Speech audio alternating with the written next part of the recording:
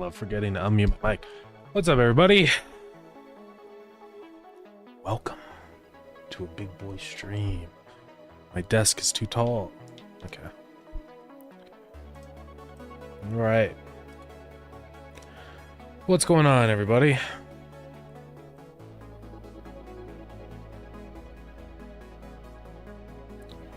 Believe it or not, I've been working on Starground. This little dust guy. Get out of here. Yeah, last stream we were just working on a bunch of different stuff, mostly like bug fixing with some of the new conveyor things. And that seems to be all worked out now. I haven't seen any issues happen anymore with it, so you know, we're on the right track. So we should be pretty good to go soon with the experimental build, which is what I'm trying to sort of aim for right now. But yeah, I think we'll be good to go real soon, which is epic. And yeah, I'd like to do more dungeon stuff, which I know I wanted to do last stream, but you know, had to get some of the problems worked out first. But now we're okay. Yeah, conveyors and stuff run super well now. I just hope that people don't run into a bunch of issues as soon as I put the experimental branch up, so we'll see. But yeah. I've also looked at a tiny smidge at modding stuff. And it's pretty interesting. There's one plugin for modding stuff that seems really good.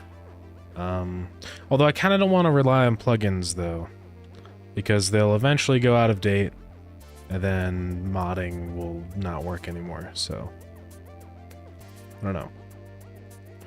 I'm kind of looking at making my own system for that, because really what we can do is have like people can make a mod and then you can import it as just like a PCK, and that should work pretty well. I don't think it'd be too difficult to set up like the infrastructure for that, so that's what I'm gonna aim for at some point. Probably not right now. First we'll do all the dungeoning stuff, but you know, maybe next update could be sort of automation modding update, who knows. But yeah. Anyways, today we'll probably just continue working on dungeoning stuff. So yeah. I do need to go back through and add sounds to that altar, the chant shrine or whatever it is. So I'll do that right now. Hey Devdanya, what's up? How's it going? Okay, so let me go to the dungeon script. Right now it's the Tree of Wisdom. I'm gonna make it not just the Tree of Wisdom anymore. I'm just gonna make it the Chant Shrine. And then let's go fix that one thing I changed. It's down in here. Okay. Let's just play Satisfactory 1.0. Oh, is that out today? That's awesome. Yeah, because I keep seeing it everywhere. When was that out? Oh, since Tuesday. Okay. Yeah. I gotta try that out. I don't know what's new. Let's go see.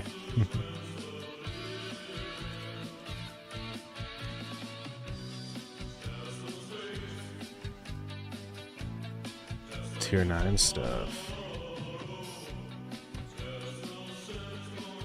Okay. Pretty cool. Converter. Oh, you can finally use the SAM ore.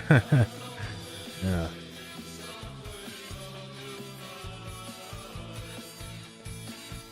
That's cool. I actually wanted to add something like that into Starground. I brought that up a while ago, like some kind of machine to convert materials and others, but yeah. Conveyor builds. Fiscalium. Yeah, it's pretty cool stuff. I definitely have to check this out.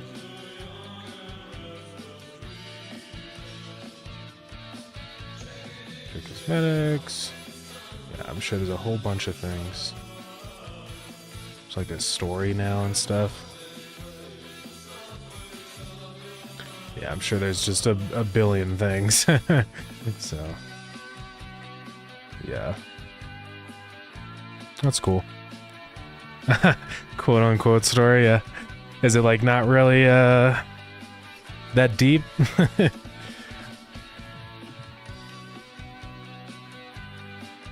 Because I know you're there for like the company. Fix it or whatever. That's pretty much all I know. More, but it's only a bit of narratives. Ah, okay. Yeah, I mean, to be fair, it's like, I think the audience for automation games doesn't overlap very much with people that love big narratives, you know? So, but yeah. I'll have to check it out soon. Maybe I'll try and play a little bit tonight. I'm supposed to get a monitor soon. My left monitor has been bugging. It keeps freaking out every time that it gets cold inside my room. And then it just does like... does these vertical lines. Yeah, pretty messed up. Maybe a satisfactory stream? Maybe. I mean, honestly, I'd be down. it would be fun to do a satisfactory stream, yeah. Maybe tomorrow. I'll have to see. Tomorrow is Sunday, right? I'm just making sure, yeah. But yeah, we can maybe do that. I'm definitely gonna do, like, stream a bit of Factorio when that comes out, because that expansion's supposed to be October 21st, I think? Somewhere around there. It's pretty soon, so I definitely want to play that. I'm just gonna empty out my inventory. I don't need all this stuff. Okay. Oh yeah, we need sound. I fixed the audio being all slow. I think on every single building now that has like a passive sound, it'll only play when necessary. So we're good with that now. Yeah.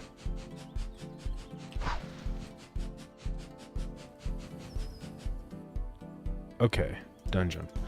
So yeah, I just want to add sounds to this shrine thing real quick, just so it's not so boring.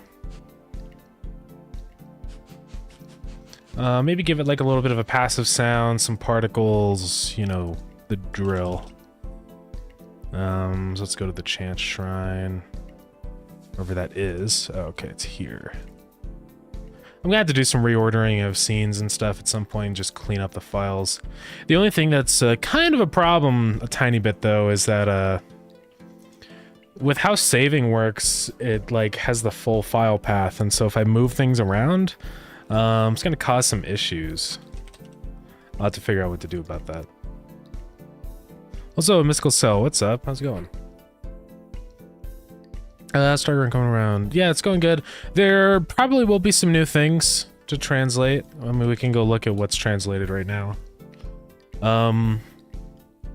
Yeah, for German.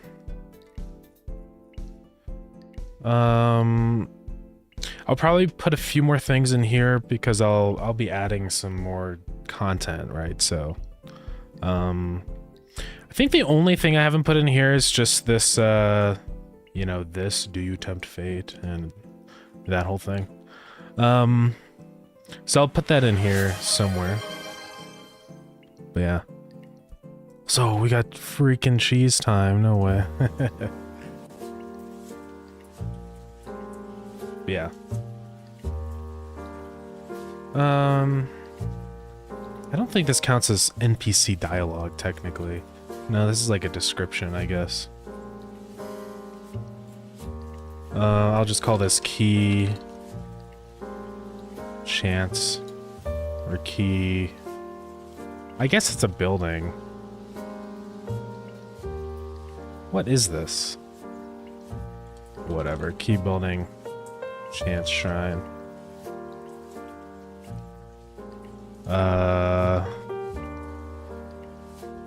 Because there's a couple different ones we have to do.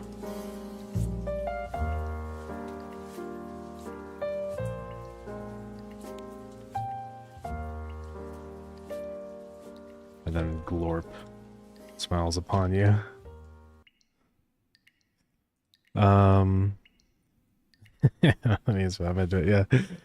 It's cheese. It's the time for the cheese, yeah. Go well up yourself. I'm doing good. Yeah, just grinding away at Starground stuff. Eventually, one of these days, I probably want to do a stream that's like just working on stream assets and stuff. So we'll get to that eventually. Keep building Chant Shrine. Prompt.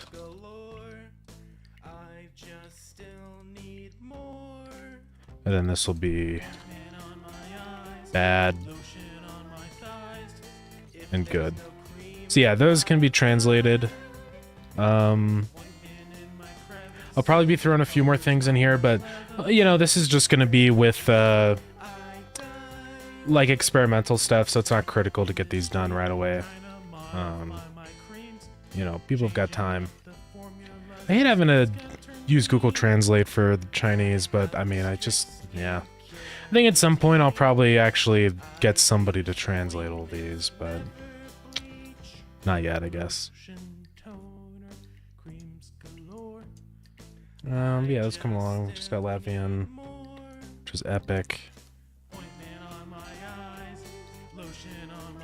And then this is all the, what is this? NBC dialogue stuff. Tutorial stuff. Still some gaps in here. But yeah, that's fine. But yeah, anyways. Sound time. Well, let's do these particles first, actually.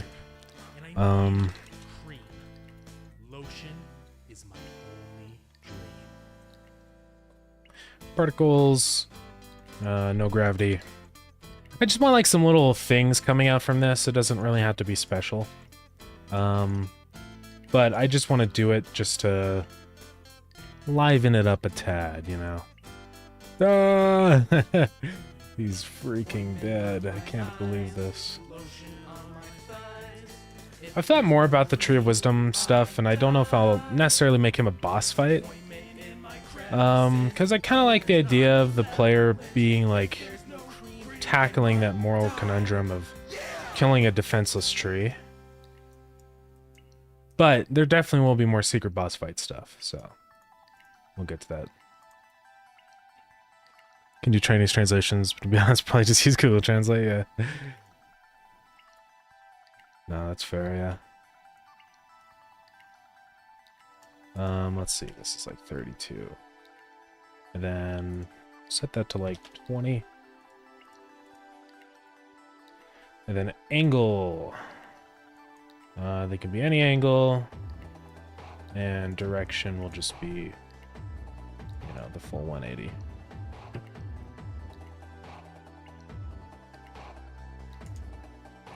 So this is not in the right position. Move it up to like right there, just minus 16. But this is sort of like good enough. Maybe I'll like make it go up specifically or something.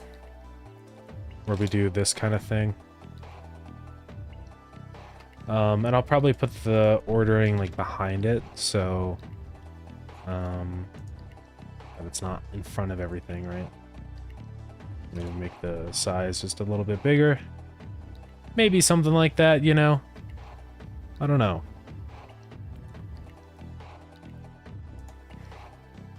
Just a little bit of motion. So Retrospark, what's up? How's it going? Maybe I'll make the scale bigger.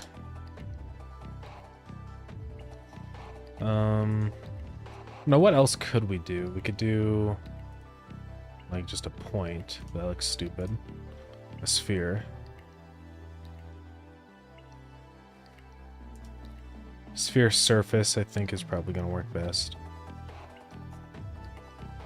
Let's also, I think I'm going to increase the time. Just a tad. I want to have it fade in. Okay.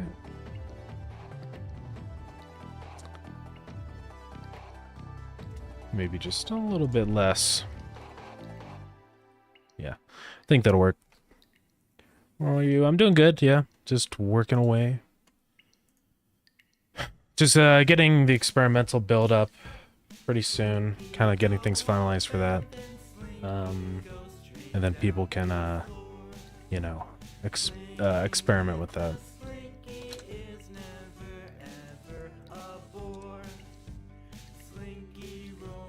But yeah. Because essentially this will make it stop emitting as soon as it activates. That'll go up and down. So we just need some sounds now. Okay, opened up free sound. So really what we need is, I would like a passive sound of just some kind of like, you know, warble. Like a hum. I'm gonna pause the music for this. Not like that. Here, let's sort by that. Let's sort by like rating. Because I don't want... let's sort by downloads most. It's lights. Neon lights. That's not good. Not really. I want it to be more of a... less of a factory type hum. Well, that's pretty cool. If we modify this, I think it could work. I know, that's really loud. Sorry about that. I think if I, like, pitch it down, it could work.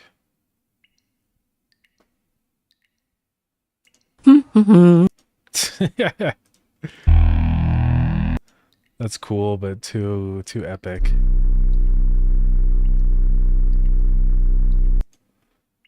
Kind of good, but a little too, what's a cavernous drone? That's kind of cool. I like the cavernous drone.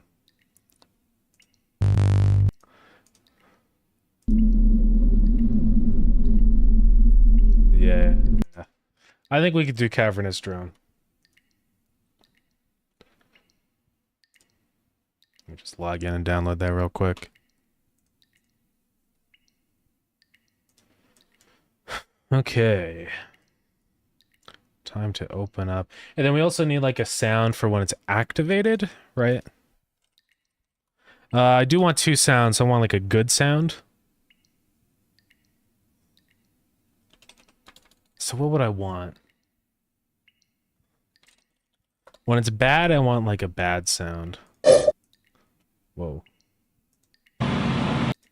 No. Have I used that before? I don't know. No. No.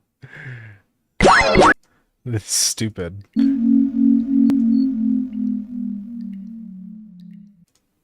No. But maybe if I combine that with something else.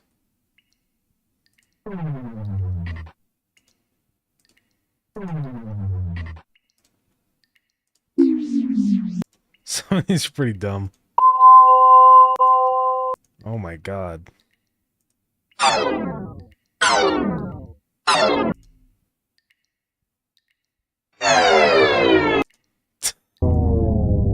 Okay. And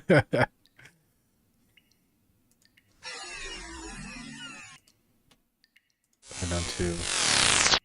Interesting tech. Imagine this is some kind of like weird alien statue type of thing. I don't know.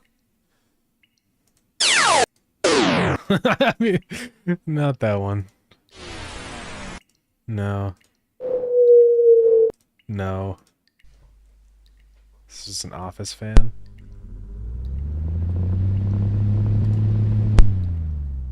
No.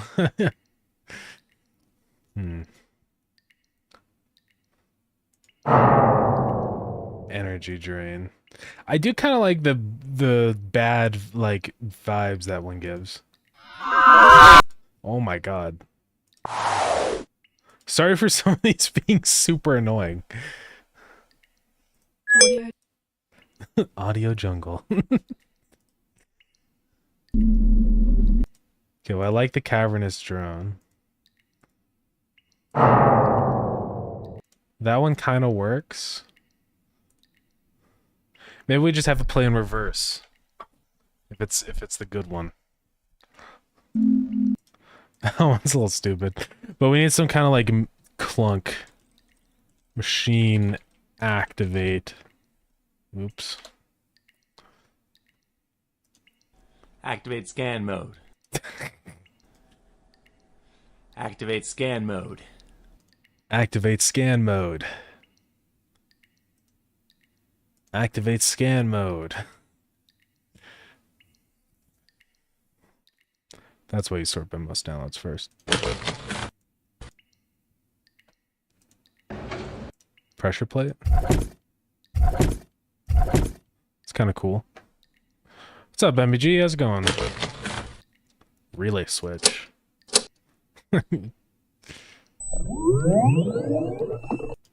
That's cool, but not the right sound. No, that's like a song. No. What is this? Ah! None of these are... Me with my McDonald's spray and my straw. No, not that. No. Home Depot ambience? Yeah, that's real. Denver bookstore. Turn on high-tech room. That's kind of what I want. A little more. Like you activate it, you know? But more thumpy. But it's on the right track. I think if we took that and then lowered the pitch a lot and gave it some reverb, it would work. Honestly, if we took that too, I think we could do this. So we need that sound. We need that sound. And I think we're good to go.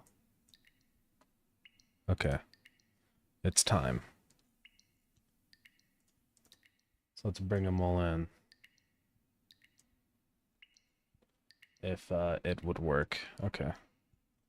So that's this is the printer sounds. Okay. We need this one, turning on a high-tech room.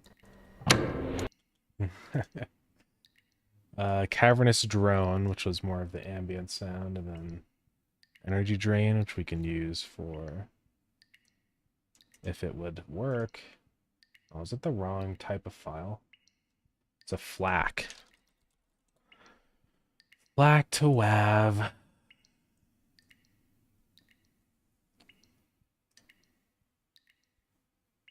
There's the energy drain.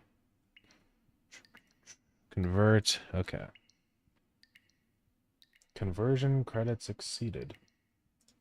I haven't converted anything today, so I don't know why. Whatever, I'll do a different one. You're back, ID. Sounds good. Please work, please convert. Okay, we're good. Alright. I'm gonna turn down desktop audio so I don't make everyone deaf. Sorry to those who already are. So like if we take that right there, and then I think if we pitch this down a lot, it could sound pretty epic. So let's try that. I don't really want speed or duration. I forget how. Effects. Pitch shifter. Effect controls. Visual parameters. Transpose ratio.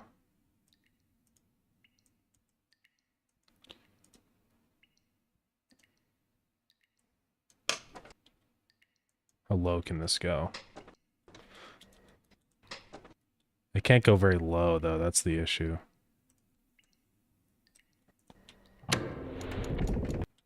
Well, that sound will work better.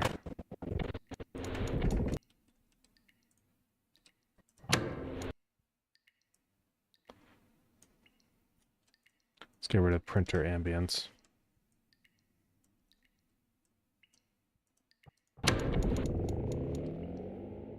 But this is too long. Well, not like that. Yeah, get out of here. Maintain audio pitch.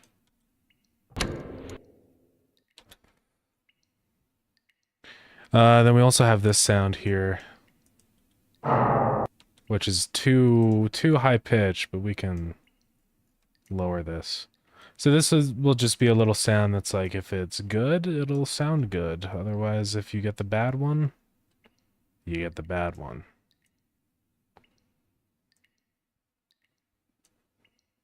God, Premiere is super slow.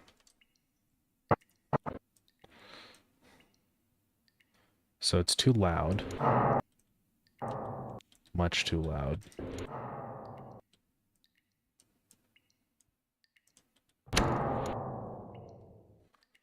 And then if it's the other one, we'll reverse it, right?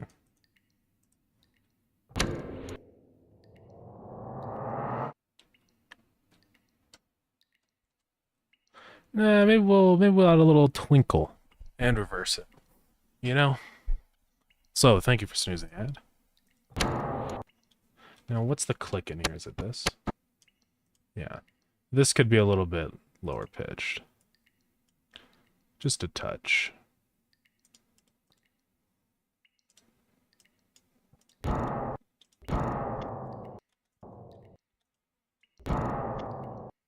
Is it doing it later now? Or is it just too low?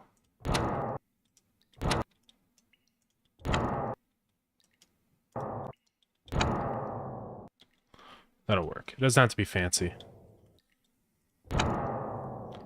So that's the bad one. And then we need the good one. So this, I think we will reverse it. Reverse speed. Yeah, do that. Make it fade.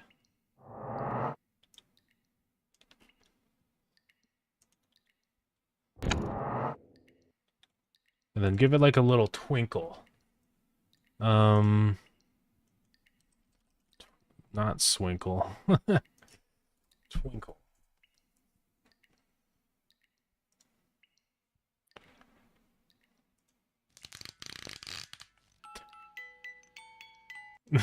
There we go.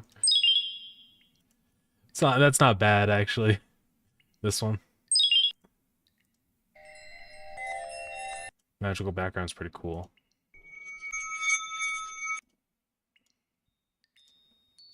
Wind chimes. Crystal. Ow. Not that one. That one's a little too goofy. No. Oh my god. No. That's more dark ambience garbage.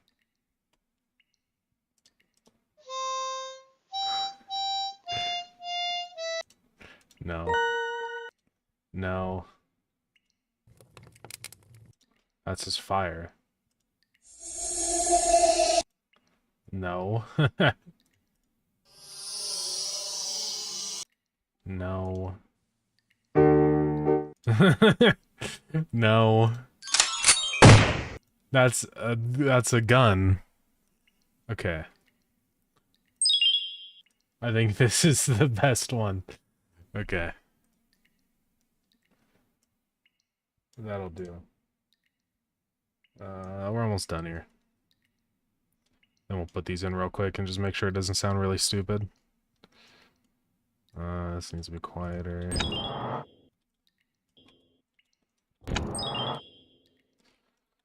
That's fine.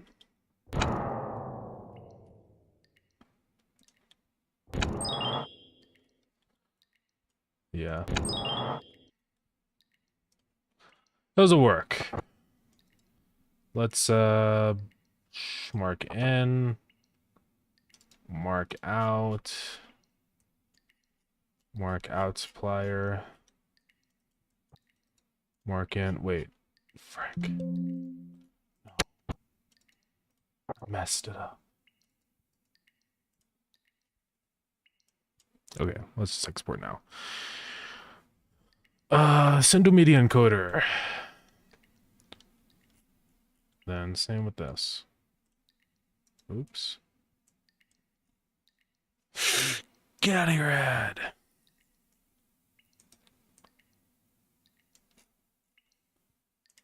Send to media encoder. Okay.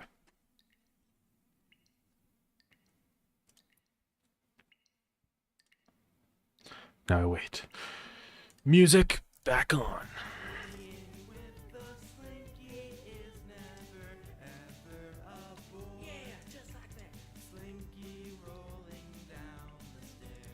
Media encoder can take a second sometimes. Oh my god, what's going on? Media encoder, are you okay?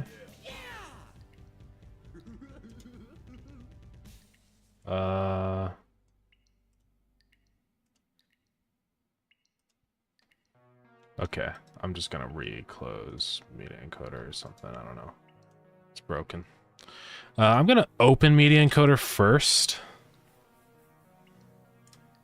And then we'll do it. Then we'll send it over. Some water. My tongue is still burned from yesterday. I had some ramen, and it was way too hot. And yeah, instant singe. It was all messed up. Okay, I don't know what these ones are. I'm just gonna remove them.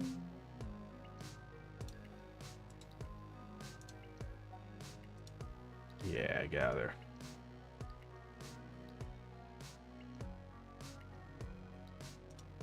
Okay, send a media encoder. Please don't be broken. Okay. So this one is the good sound.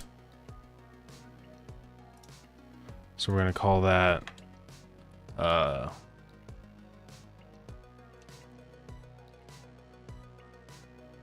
Chance Shrine Success. And for some reason it's exporting as a video. Export as a waveform. Now we need to do this one. Then we also need to go edit that hum sounds that it actually loops. So we will do that. Export to media encoder. Okay.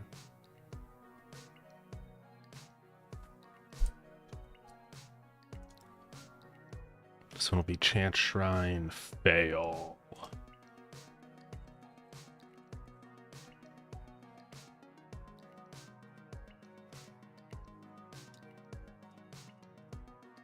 Okay, and then that looping sound, this one.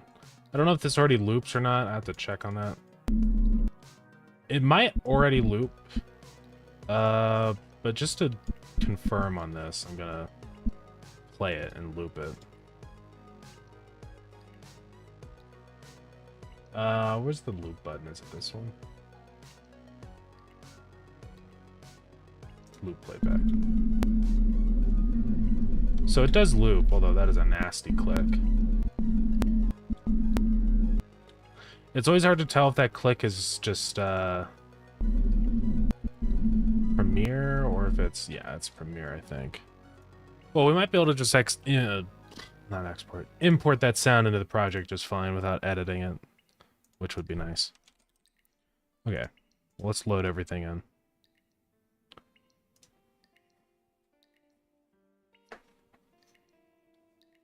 And the funny looping sound, which was, oh god, which one? Cavernous drone.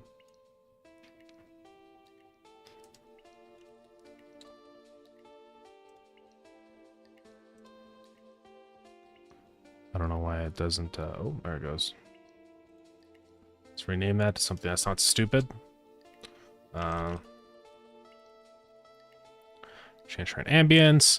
Then the two sounds that we formulated. Wherever those are on my desktop.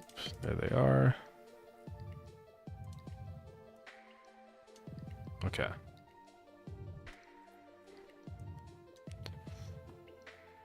So let's add in our sounds. Distance on these can be pretty big because it's like an important thing. So we want success on this one. This one would be fail.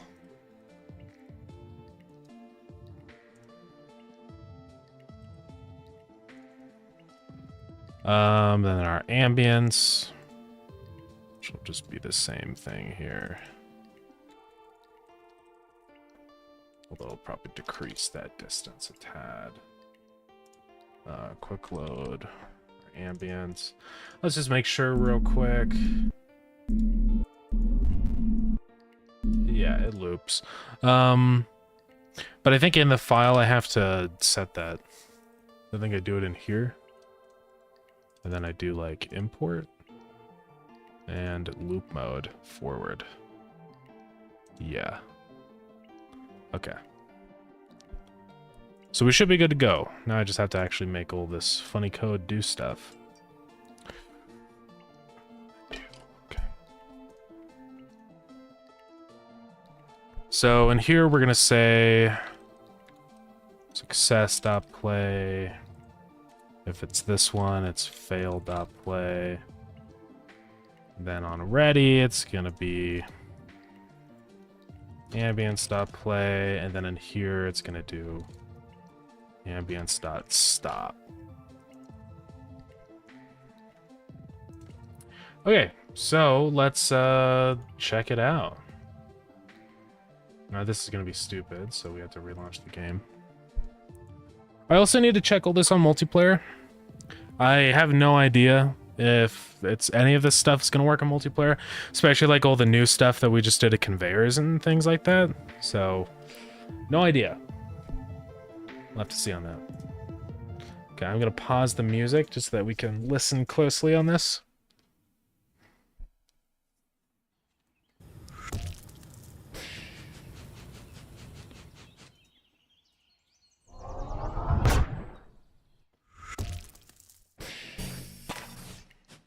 Let's try it out.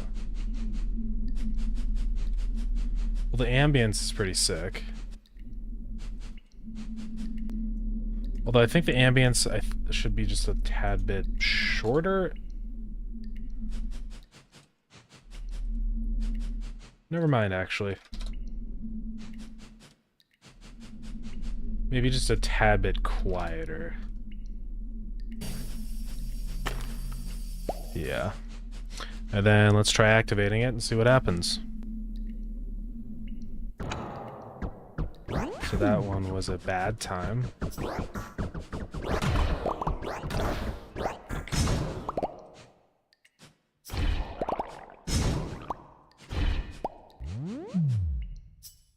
Okay, let's try this one. That one was good. Glorp smiles upon you. Yeah, I think those work. Not perfect, but yeah. Alright, so that's all set up. One thing I do want to do is change these, whether they're emitting or not, depending on whether this has been activated. I think if it's been unactivated, they aren't lit up. I think that would make sense. Also, Synthetic Forest, thank you for the follow. I appreciate that. So that shouldn't be too bad. What I'm going to have to do in here, actually, one thing I did forget. This really should have a Y-sort. Since these are basically sort of like their own individual objects in here. Okay. So let's make it that when you activate it, they will be active. So I don't know why this is like this. Just gonna reset that to 0. It's probably gonna break everything. That's okay. I'm gonna give this just a little baby script, which is like activated equals false. Func activate fire dot emitting equals true. Actually, I don't need that. I guess I will say export var activated equals false. Actually, I'll say it's true. And then on ready, we can say func ready. That dot emitting is equal to activated. And then whenever we, or I'll just say if activated, do activate. Activated. One thing that would be nice is a little for when the fire starts up, which would be just a fun little sound. I imagine I'm probably going to end up using these braziers in other spots, so I want it to, you know, be good. Be, flexible. I like the pixel fire effects. Oh yeah, I appreciate that. Yeah, thanks. It's honestly really easy. All this is, it's super simple. It's just a stupid little sprite. That's just that. The color is just a gradient from like yellow to red. And that's like pretty much it. I just disable gravity, I make it go up. I really love how flexible the particle system can be because it just makes stuff like this so easy. Man, this kind of stuff was so much harder in Game Maker and stuff when I did those kinds of things there, so yeah. Thank you, Godot. Okay, let's go get another sound. Now this one should be a pretty easy one to find. Just like a flame light.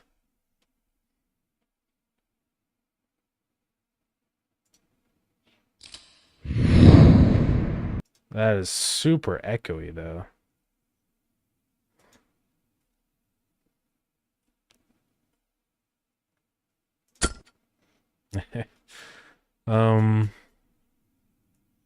Flame ignition.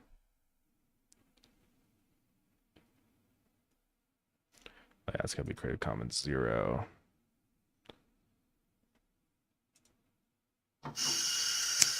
That's like a gas stove. Thought this would have been easier, you know? No, that's stupid. Hey, what's up, Dobbs? Barely ever get to hang out here. Schedule's perfectly aligned with all the times I can't get on Twitch. Yeah.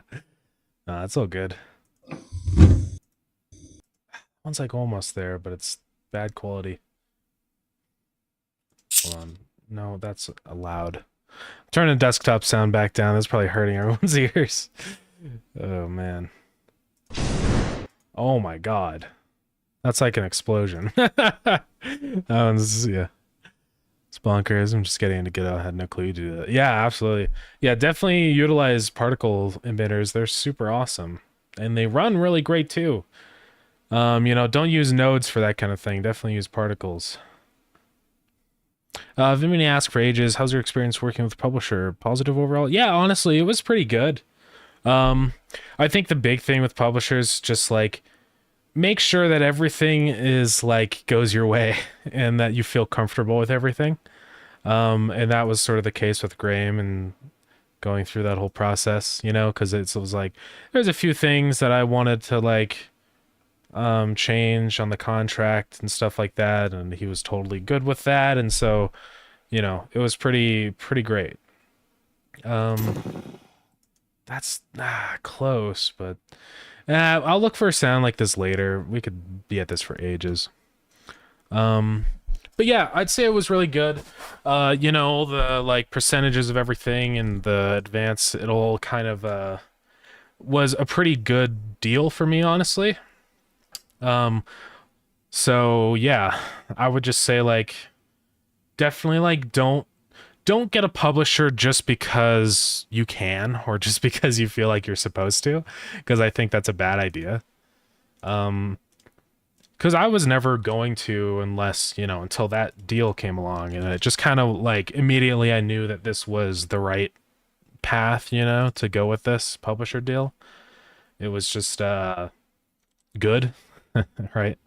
So yeah, definitely that's what I would say.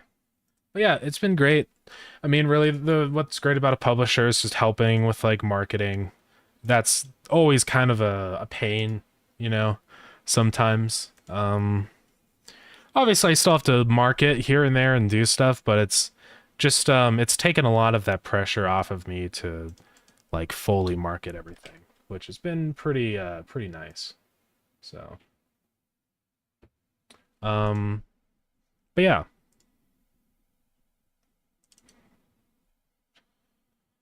Yeah, I'm always happy to answer like questions about specifics and stuff. I don't know if I'm like allowed to give like the uber specific details about like the details of the contract. I don't think so, so I can't give any of that info out. But I'm totally happy to like talk about like, you know, what that process was like and just anything you want really. Just let me know. So, Sakelis, what's up? How's it going?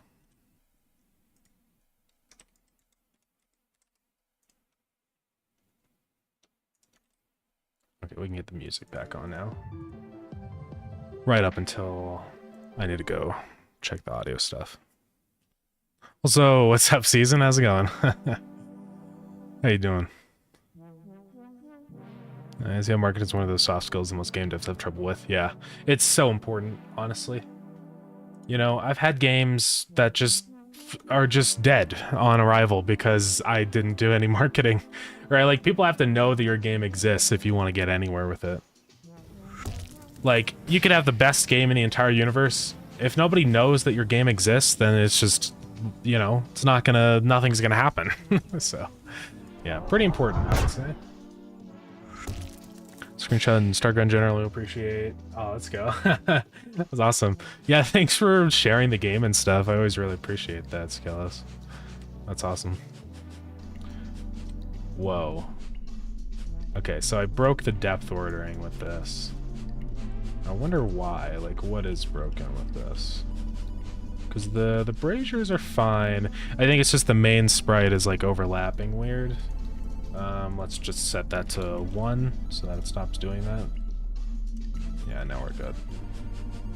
But it's still behind here. Yeah, we're good. So it should work, and it should do the flames. Yeah, okay. Epic. And let's just go check it on one more time on like one that does it good. Does the good one.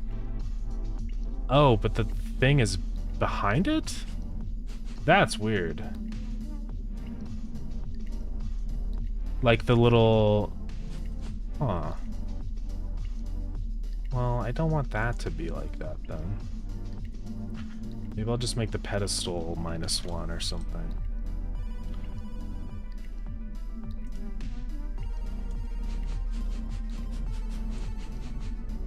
Because, yeah, you can't even go into it, so it's fine, actually. There we go. There we go. Alright, that's looking good to me.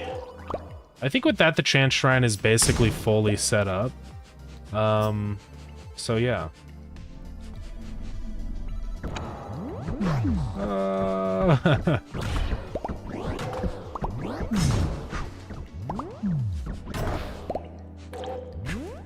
Alright.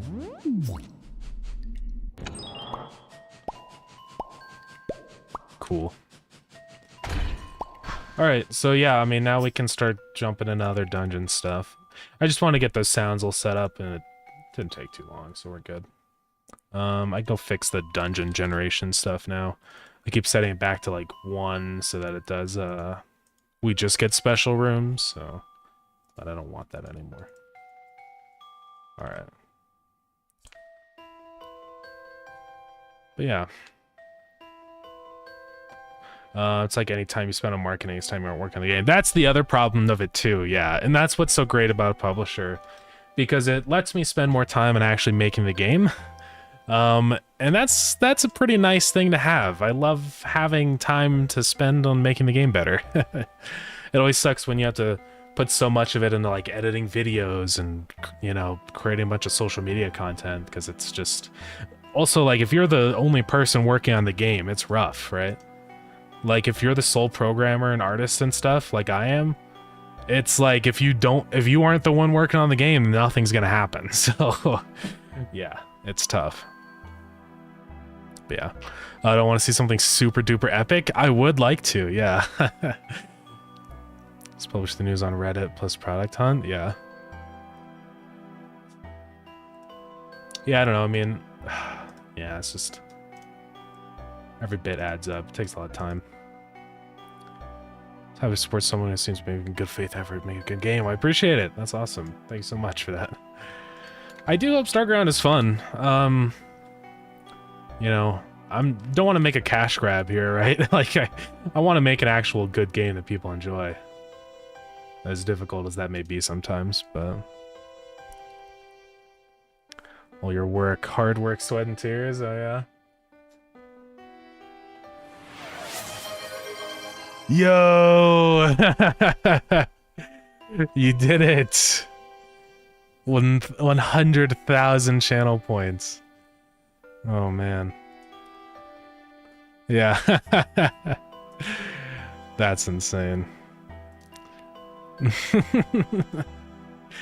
Well, thank you, MVG. What would you like your custom skin to be? I thought about skin stuff, and I think what we might do, at least initially, is just hats. But maybe one day we'll do like full-on skins, we'll see. But, yeah. Now you get to pick. What would you like? And you don't have to pick right away. Some other people that have won it, like, still haven't picked, and I'm like, you should pick that so I can actually have like some ideas to get ready, you know? But yeah. Well, congratulations, MVG. You are now the proud owner of a Starground skin. Yeah, epic. Okay. Cash grabs are trendy right now, yeah. It is pretty crazy, honestly. I've seen a lot of games that are like some of the games are okay, but they're obviously pretty like, I don't know, asset flippy type of games. Like one is whatever it's called, Supermarket Simulator. And don't get me wrong, it's kind of fun a little bit, but I hate how it uses AI art, and I also hate how it's just kind of an asset flip game, you know? It's rough because it is fun and I do enjoy it, but after a little while it's kind of like, this is a little bit soulless. So I don't know. I think the new update came out though. Oh my god, the trailer's playing. Self-checkout counter. Mafia Simulator. God, I hate so much how Steam autoplays the trailers like that. I don't know why they still do that. Twitch does that too, like with streams, even if you're not even tabbed in. It just autoplays in the background. It's so annoying. Get tired of that, honestly. Seen a lot of those games and I always think they're from the same dev, but they're not from the same dev, just they use the same assets. Yeah, exactly. It's kind of funny. Yeah. I got little crumbs on my mic. How do you clean microphones? Does anyone know? Do I like brush it off? Do I just, you know? But that would be loud, right? I mean, like, okay, plug your ears. That was probably so loud. That was probably enormously loud. Actually, I think OBS is doing a pretty good job of, yeah, not peaking like insane. A lot of people out making content with those games, funny enough. Yeah, even Markiplier has played Supermarket Simulator. It's interesting, I don't know. Saw that game in X Fest. I'm like, man, this is crazy that this is like the top streamed game right now. I don't know. Using assets not wrong, but it's done when you only use assets. Well, yeah, that's the thing. I think using assets in a way that's like, not as like a crutch, but to propel, you know, I think is totally fine. The problem with the game like Supermarket Simulator is that every single thing in the game is an asset. And, you know, I understand that it's, to some people that can't really make their own assets, it can be a useful thing, but I think it definitely, you know, you can always kind of tell, right, when it's just a game of random assets thrown in. It's not as bad 3D stuff, but you can especially tell with like 2D pixel art games when there's like all these clashing art styles. You're like, what is going on here, right? Like I even use some assets in Starground, like the 3D planet stuff in the main menu. Like I did not create that. That's an asset. Same with a lot of shaders and stuff that I've taken on the Godot Shaders website. But the thing is that it's still like, it's mainly to enhance the stuff I'm already creating, right? And I think that's probably a better way to go about that, but I don't know. It's a tape or a lint roller. Yeah, that could maybe work. I don't know. Maybe I just... there we go. Is this like... Does this sound really bad when the cover's off? How are the plosives? The plosives. It's probably annoying. Let me put that back on. Yeah.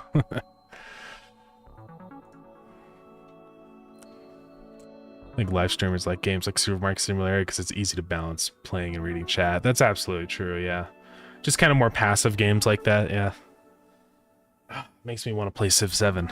Because that's like a kind of a passive game. I love Civ 7. Civ 6. I want to play Civ 7. It's coming out soon. I think it's February next year. The content of the game is shallow enough they can inject their own personality. Yeah, that's absolutely true. Yeah. Oh, I'm gonna sneeze. Oh my god. Excuse me. The music is dope. For Starground? Or for what? Saw some games that went even further. There were a bunch of games from different devs that were all the same gameplay but with different free assets. Yeah. Yeah. It is crazy. There's a lot of games on Steam that are kinda just garbage. They're pretty trash. Yeah.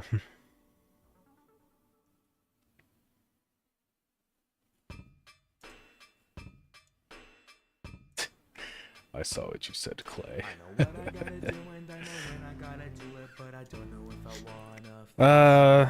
Yeah. I don't know.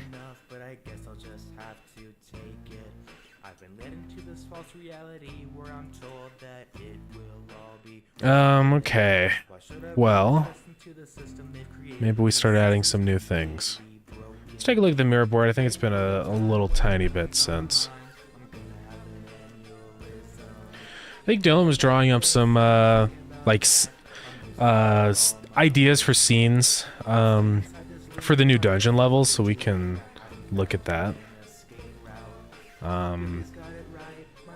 Most of this is just the same stuff Dylan already drew before.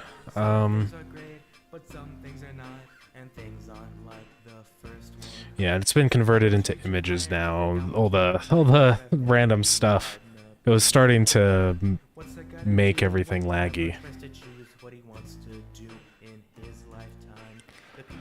So yeah, we got all sorts of things that we could do here. So these are actually some ranged weapon ideas. And I want to discuss ranged weapons with you all so that we can maybe figure out how to do that, but I can't really criticize games like Supermarket Sim for being asset flips when games like Far Cry are doing the same thing with narrative tropes and mechanics. That's true, yeah. I mean, Supermarket Simulator is sort of a bad example of that, I guess, because, you know, even though I'm sure these are all just Unity store Unity Marketplace assets. Like, it is an okay game. But yeah.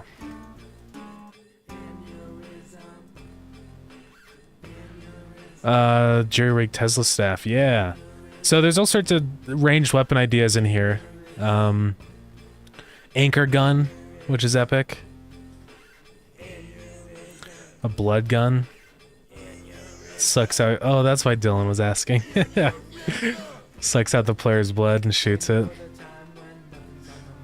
Spoiler alert, Starground character has green blood, apparently. The Tesla staff, which is cool, basically would do like lightning arcs to different enemies, which I think could be really fun. Dish launching gun. This instantly reminds me of like robots for some reason. It's just because of the dish scene. I need to watch that movie again. Club's Slamwich. Yeah. Yeah, there's some cool ideas in here. Yeah, Lost Doll. It's like the Starground guy. Yeah, cool ideas. And then these are some. So yeah, as I've said before, we want to break up the levels into like the dungeons into 3 levels, right? So we have like the top level, and then this level is what we have now, like the middle level, and then the dark lab level, right? So yeah, Dylan drew all this and came up with all these ideas. This is sort of like some concept art for like the top level of the dungeons. So it'd be more of like a surface thing, you know, than being underground, right? Yeah, I think this is cool. The only thing I'd probably like change in here is maybe changing the green to blue or something. Just because I think green I don't want it to be or look too similar to the main Viridian planet, right? So, but we'll see with that. But yeah, I like all these ideas and stuff. Dylan also like came up with some like enemy ideas for different types of mushrooms and stuff, which is fun. But yeah.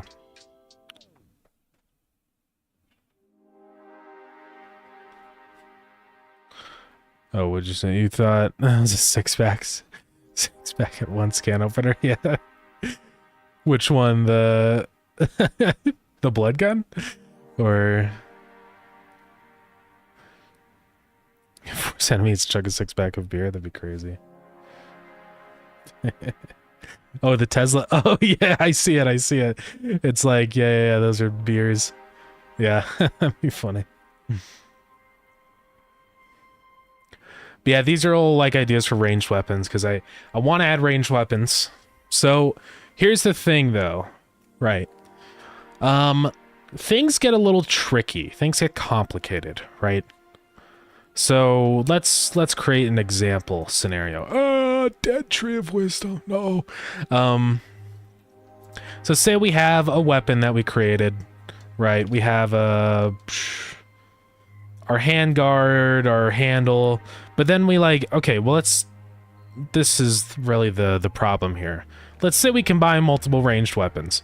So let's put the Tesla coil thing, right? That has the batteries or whatever. So we have that.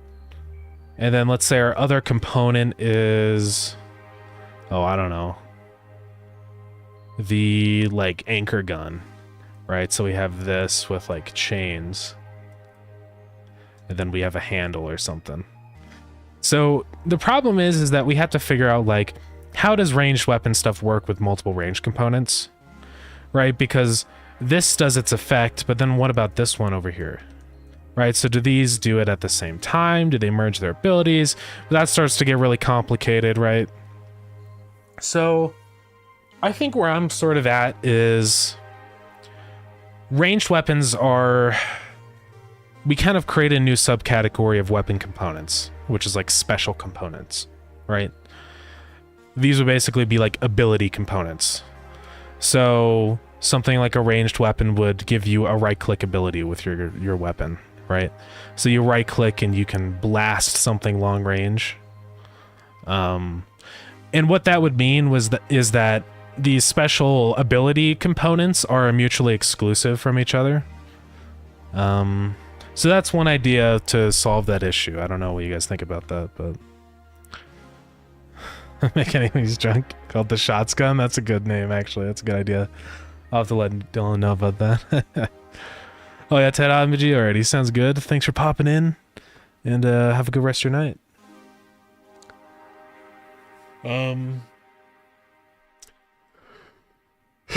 But yeah, because I want people to be able to combine melee weapons with ranged weapons, right? Because I like the idea and the concept of that, where you can have like a blade here, and then your handle, and then like a, you know, a shotgun barrel at the end or something, right? So you can like shoot a shotgun and also use it as a sword, though. I want that to be like a thing. So, I don't know. I think doing that is probably going to be the best route. I don't know if anybody has ideas in chat of like another way to deal with like multiple weapon or multiple ranged weapon components like that, right? Because it gets very complicated. So, weapon ideas, shotgun that shoots blades. Oh, that could be cool. Yeah, maybe there's some kind of weapon that like shoots, like its projectile is the weapon, or if you have like a blade selected in your weapon or something, could be kind of fun to do. Yeah, I don't know. We'll have to see. Yeah, I think the best option right now is just like make these special right-click things, right? Like with the blood gun and stuff.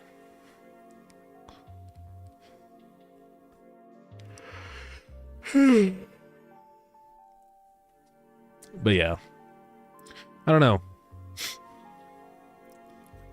Anchor gun is cool. Drop anchor, you know what I'm saying?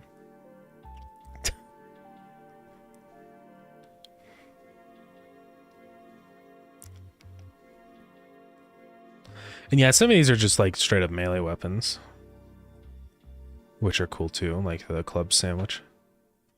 I like that, you know, ability though, and like a set bonus, you know. I think that's always fun. Set bonuses are good. Drop an anchor. Let's go.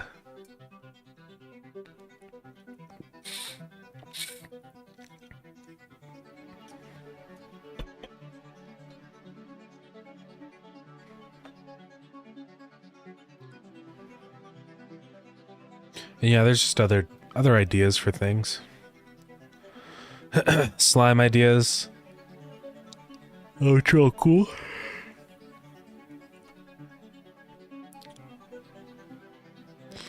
Starground guy's getting dissolved. No. There's like a loot slime.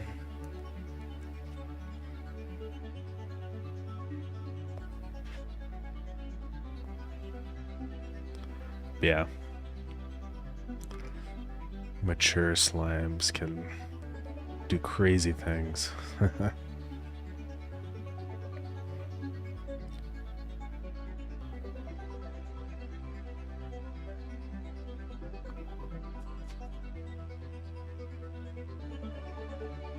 Slimes born from loving fusions, or the intelligent ones are often NPCs. Okay, interesting. So yeah, there's this whole idea of like fusions with slimes, right?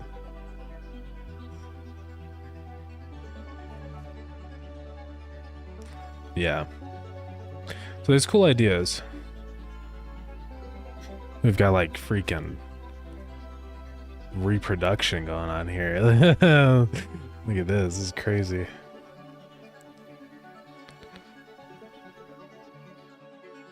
Yeah, slimes in love. Yeah. They merge and then they make babies. Yeah, that's crazy. I do like this idea for a mini boss, and I would love to implement this somewhere. I don't know if it would work in Enceladus, you know, maybe, but we'll have to figure that out. I do like these little guys, little scrambling evil mushrooms. I love this guy with the big old sneakers on. He's epic. Yeah.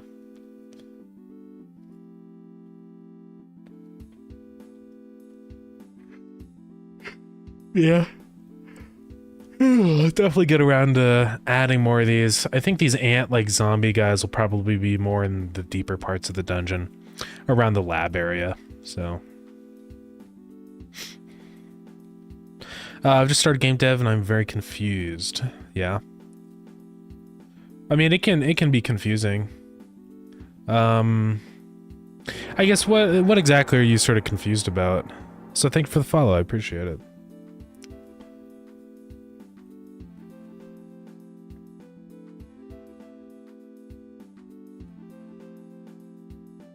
Yeah, this was like the little drawing of ideas for different like attack types. So I think, yeah, we're gonna go with sharp, blunt, and elemental, or magic, whatever you call it.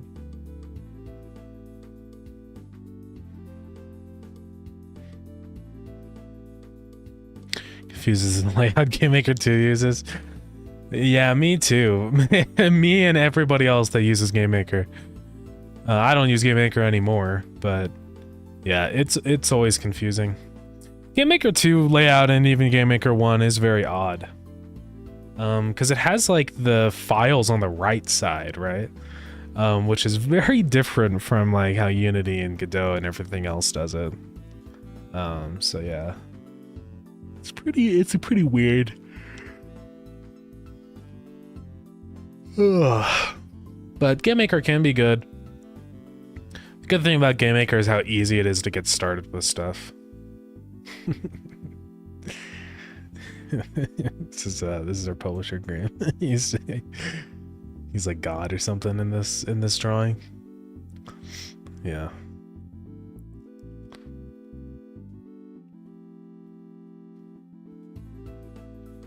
Trying to make a platformer, yeah. I've actually done a platformer in Game Maker, so.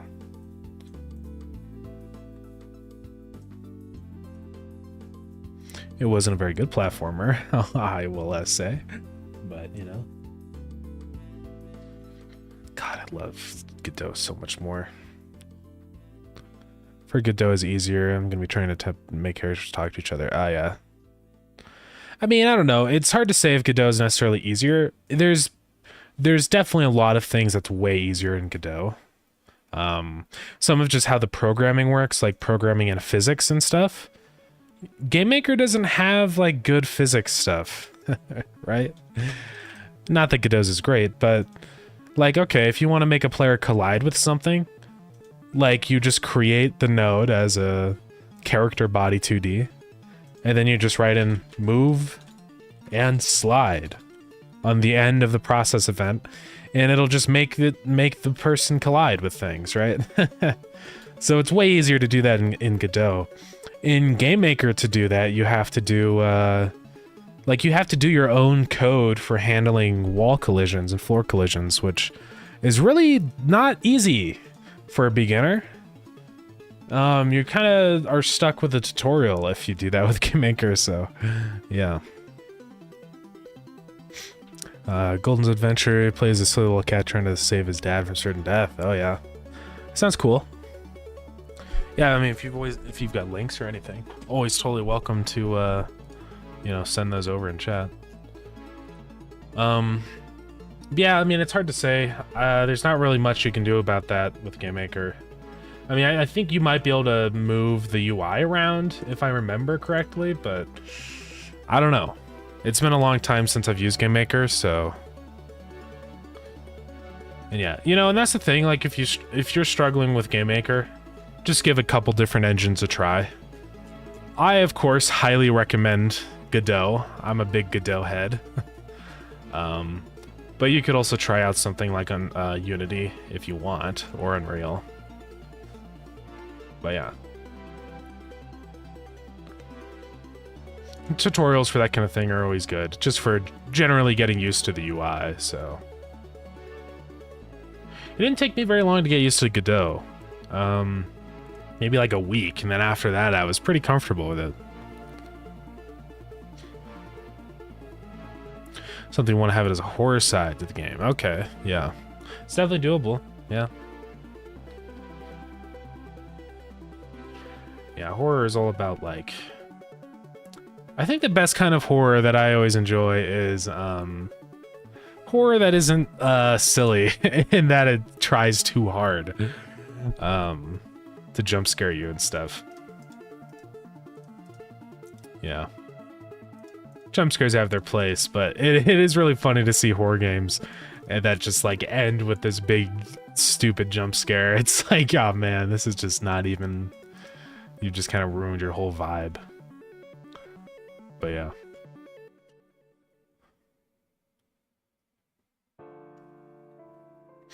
How complex game you're making? Me or Dr. Lethal? You want to actually have jump scares? Yeah. Yeah, I think jump scares, I don't know. I mean, there is a place for jump scares, but you have to, have to be, you know, careful with it. Right. Simplifications, that's fair, yeah. My game, yeah, I can boot it up and show you around everything. How complex. Also, Bad Gamer, thank you for the follow. I appreciate it. It's definitely more complicated than I thought it was going to be. Right? It's become a pretty big in scope. But it's got multiplayer, which is honestly a big part of it that complicates everything, right? But other than that, it's like, I guess I'd say pretty big. All the automation stuff can take a little bit of time, like trying to optimize for performance on all the conveyors and movers and stuff. It can be difficult sometimes. But it's got building, it's got multiplayer, it's got combat. There's all sorts. Also, Sunny Thrash, thank you so much for the follow. I appreciate it. It's also got the Space Hub. Trade with people. I do need to add more people into the Space Hub because it is a little barren in here at the moment. But it's getting better over time.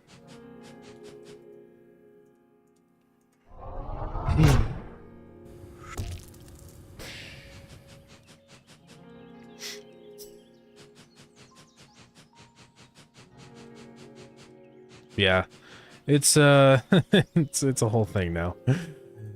Not as simple as it used to be. It used to just be basically a test of whether I could actually do... Whoa.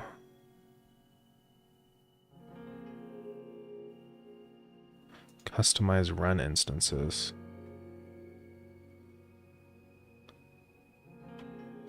That's interesting. So you can't just like go here and just be like bam, bam, 2 instances. Now it's like weird. Huh.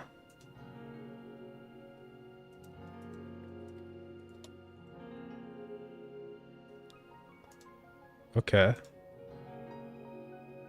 Yeah, I updated recently to Godot 4.3, which has been pretty good. I've enjoyed it. It'll make multiplayer stuff a little bit annoying having to do that now, but oh well.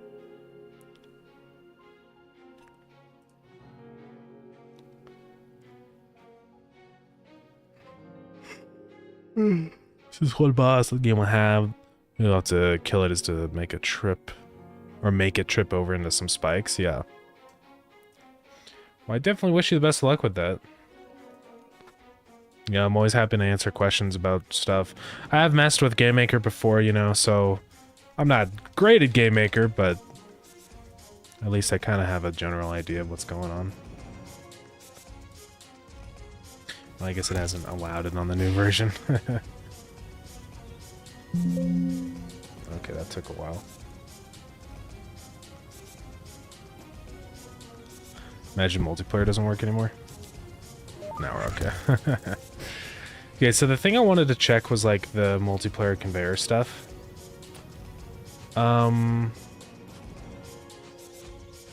which definitely is a little funny.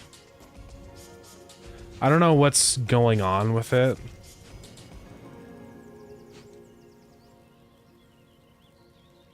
It's a tad bit off. You can see sometimes things just like kind of randomly jump ahead. And it looks pretty bad.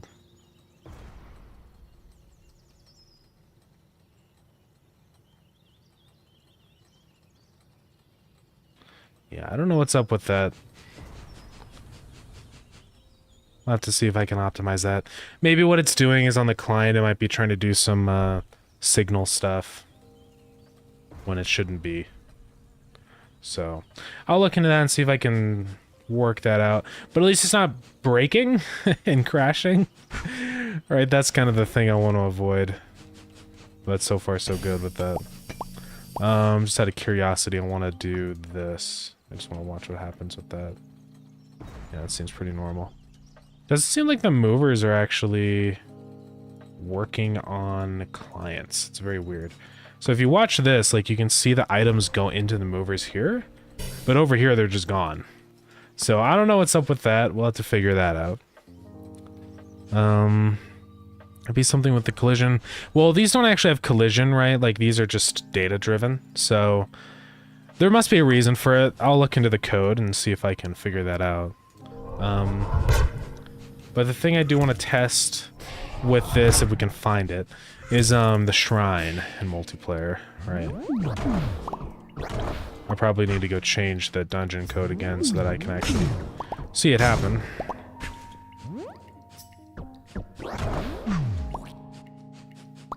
Oh, okay, well that's one thing I do want to check. The pedestal room.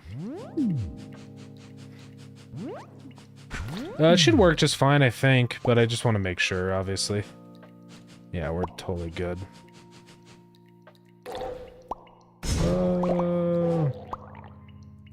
Okay.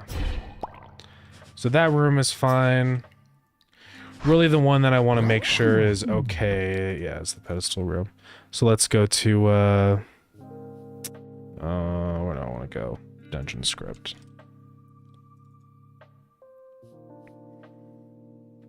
Fun fact, they originally made this in Scratch. Oh yeah, yeah. I've heard Scratch can be a little bit, little limiting sometimes. So never used it, but yeah. I think Game Maker will definitely be a bit better for you. Okay, so those ones are all good. Let's check these. I hope this just works. We'll see. I corrupted another demo last night. Opening Godot to rebuild it now. Corrupted a demo. Like of Starground?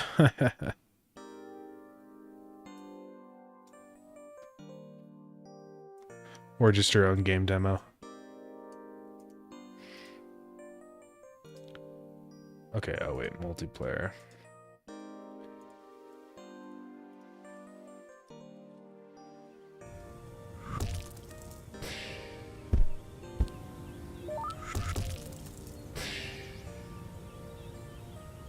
Notice actually the like these errors have slowed down a tiny bit. We still get them in here where it says, oh, can't find the node, but they're not as stupid and insane as they were before. So I don't know if that's has to do with updating to Godot 4.3 or not, but I'm not complaining. First experience with making a game was RPG Maker 95. Oh yeah, that's crazy.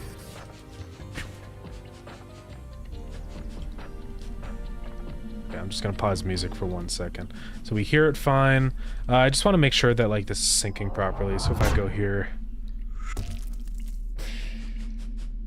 let's just make sure, right? So if I right click on this, yeah. No. Okay. Let's go check it with just this character. I just want to make sure the sound is playing on here. which it is, yeah. Now this character is freaking screwed. No! Yeah.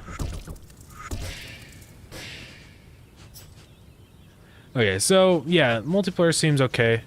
Really, it's just working on a couple wacky things with the conveyors and updating strangely. So, thank you for the follow. I appreciate that. So I wonder what it is or why it's doing that. Sometimes it just weirdly like snaps over to the next one, you know? I wonder if I could see that, like, what's happening or the difference between the two, right? Okay, so that one just moved. Sometimes it just, like, skips its animation, right? And that's sort of the problem that's going on. So I don't know if it's, like, a thing where it's lagging behind. I mean, it doesn't seem like it is, right? I don't know, it's very weird. I'll have to figure out what's up with that. Let's look inside the conveyor and see if there's anything weird going on here. Try push. All this happens on the server. At least it should.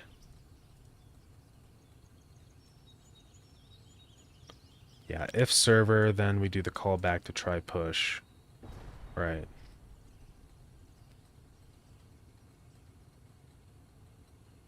I think I actually know what's going on here.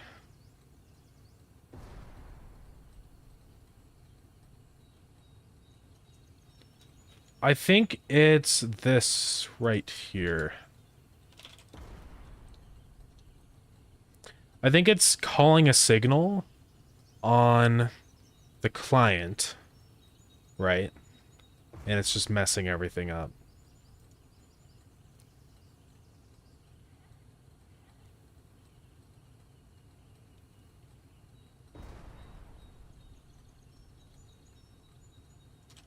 Okay. That's gonna be my guess. Let's go ahead and reload this now.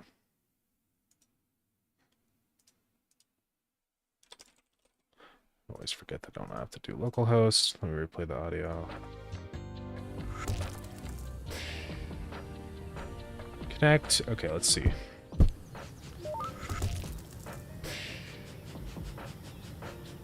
And has it fixed anything? No, it is not.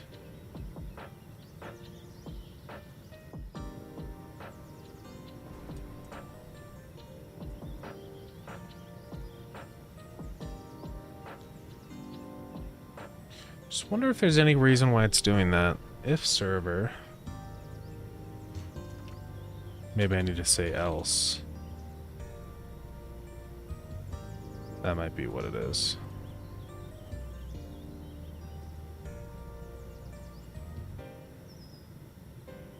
And with multiplayer stuff, I'll just restart the game just in case. Because my assumption is what's happening is on the client, it does a signal for when an item is deleted on a conveyor, right? And so that's asking the conveyor behind it to push its item forward. But we don't want the client to ever control that behavior, right? That's a pure, like, server-side thing. And I think that's what's causing issues, but don't know for sure. We'll figure this out.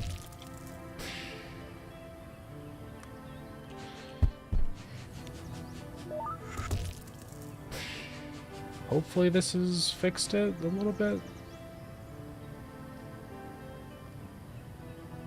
It's still being very weird.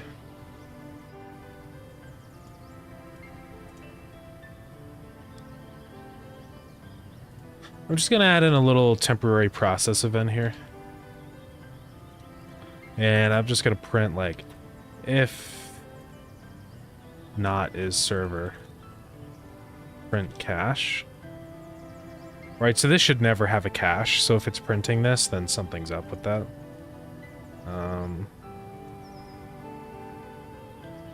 It's not actually printing, so these are just the usual errors in here, right?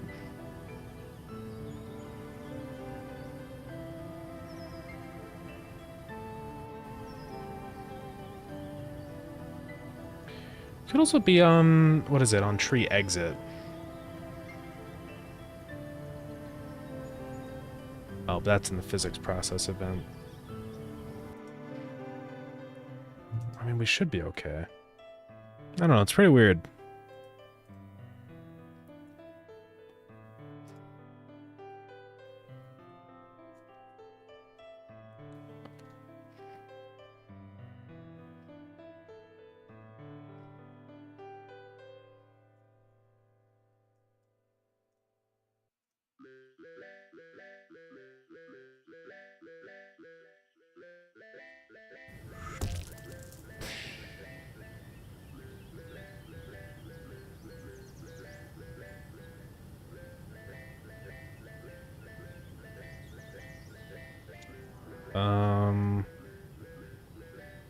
Well, that didn't work.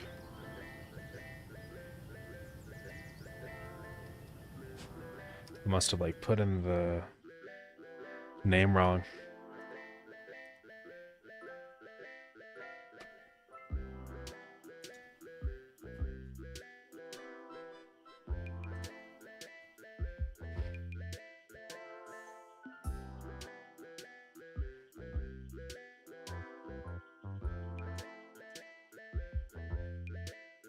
Okay.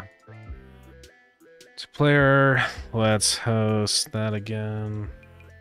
This needs to be a local host. There we go. Okay, yeah, so it's null. It's not getting the cache, which means it's never connecting to signals. I just wonder why it's doing that.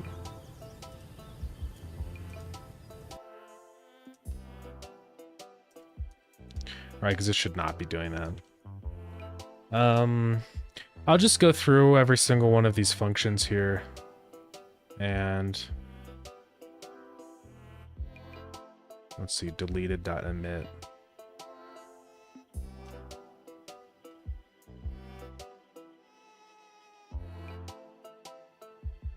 Delete item should only happen on the server.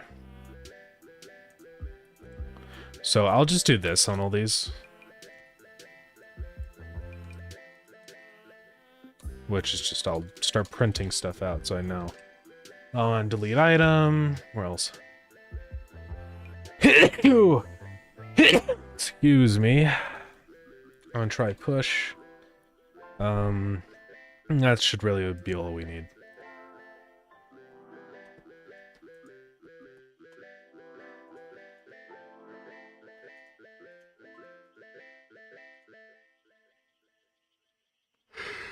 Oh, man. I'm already tired. Not even halfway through yet. I'm fine. Should have got an energy drink or something.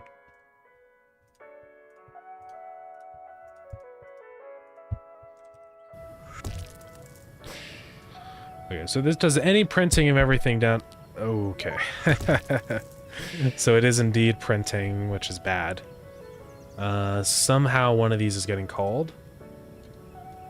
So I'm just going to modify them so we can figure out what.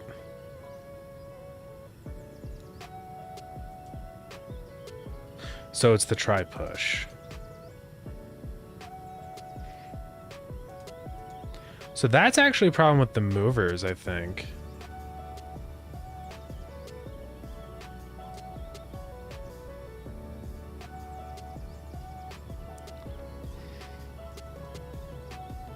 And that's probably why this is causing issues here.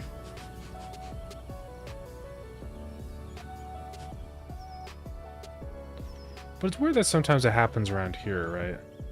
Like right there. It just sort of instantly snaps to the next one. I really don't know what that's about. Why it does that snapping.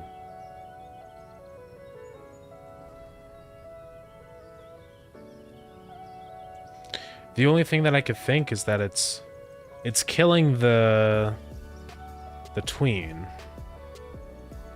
Oh my god, Godot. Alright. Which is happening somewhere in here.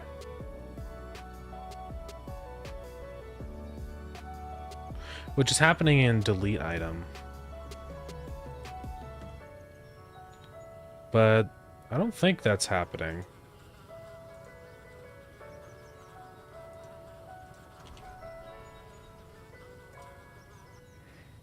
Yeah, it's not printing, so it's not killing the tween, which is interesting.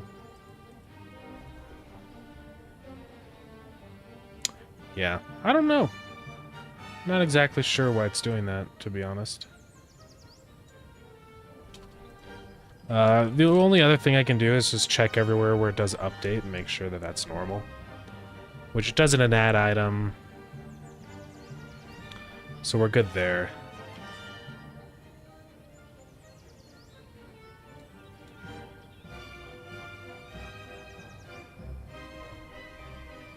Snooze that ad. Position.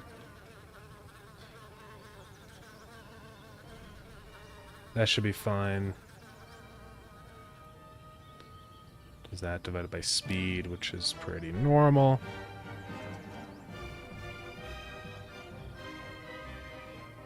Yeah, I don't know.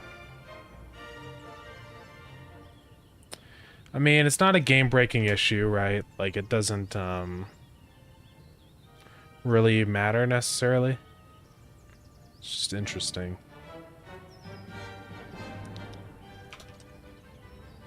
I mean, I can check on here, too. I really doubt that's running, but no. Set move direction. That we don't actually need anymore.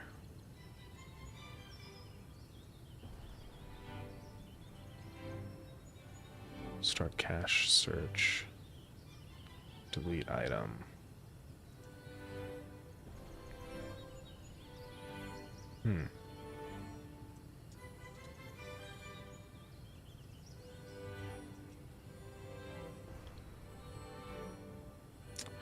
Yeah, I don't know. The only thing I can think of is just to fix the mover and hope that fixes it all. Right? I think one thing that's happening in the mover is it's not calling update right now, which is weird.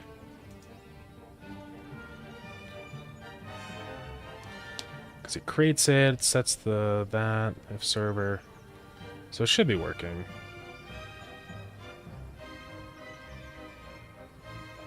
But for some reason it doesn't.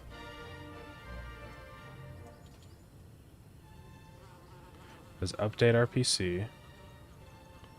Item name dir and true.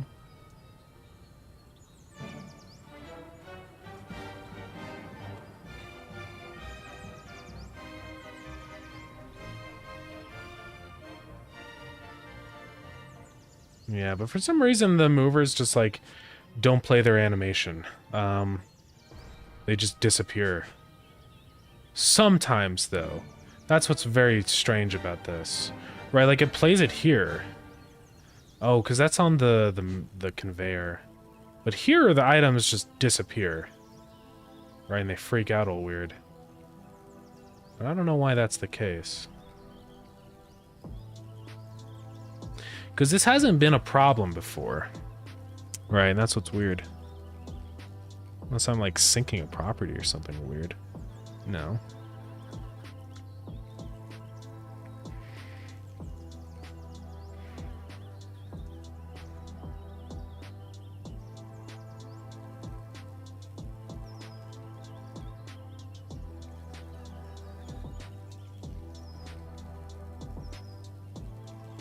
Yeah, I should always be pretty consistent with that. I don't do anything weird in the process event, right?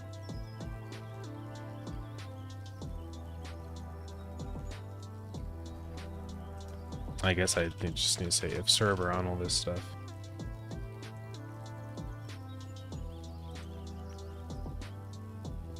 That could be part of the issue. Add item is pretty normal. So is delete item.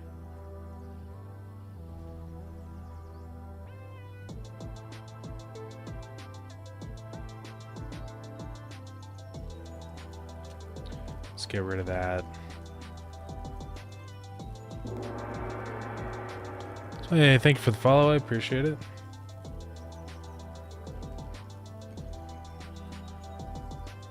Yeah, sorry. I'll be done with this boring stuff in just a minute. This should not be going if server. Then do that stuff, otherwise don't do that. Okay. Well, I'll give that a try and just see if that's changed anything. Probably won't, but you never know.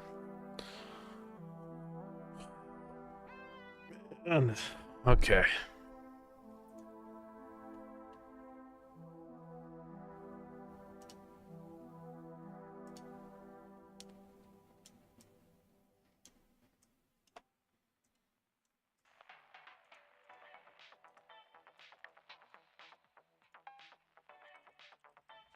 Ooh. Almost messed that up. So I'm just gonna watch and see if there's any weirdness with movers. Looks like it's still doing all the exact same stuff. And I honestly don't know why. It's very weird.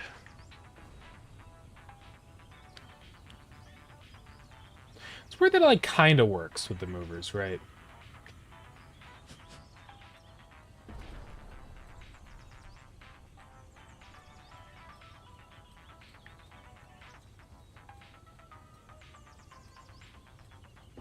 I don't know what's up. It's very weird. Could be a multiplayer issue, but I don't know.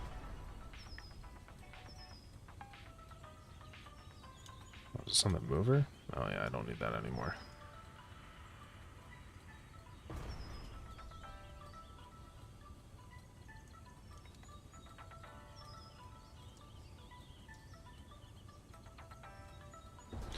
Let's see, I can actually get rid of eye position in there.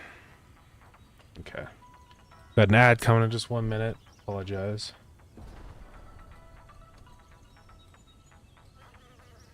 So this should all be good.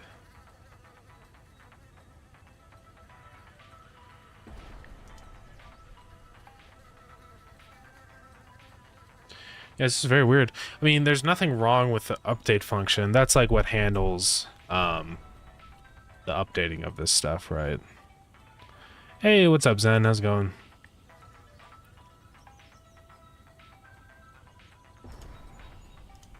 Item referenced opposition.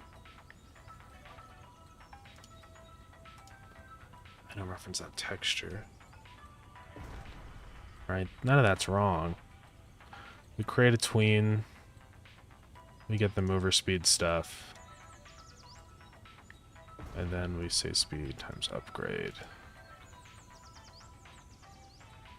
If it's server.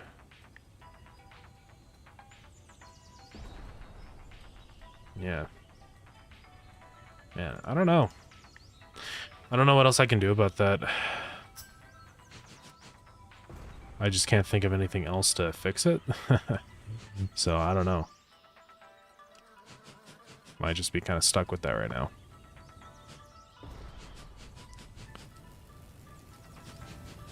It is always annoying when it's stuff like that with multiplayer issues that I can't fix, you know, because it's just an issue with the engine and stuff. I always hate that. Yeah, what else do I need? Wood. Where's the wood? Just a smidge. Where's the wood? There we go.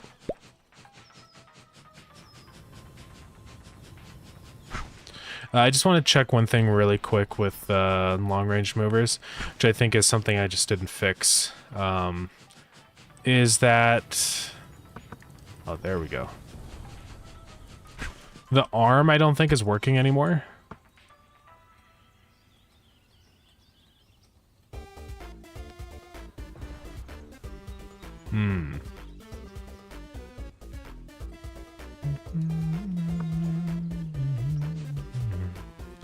Interesting.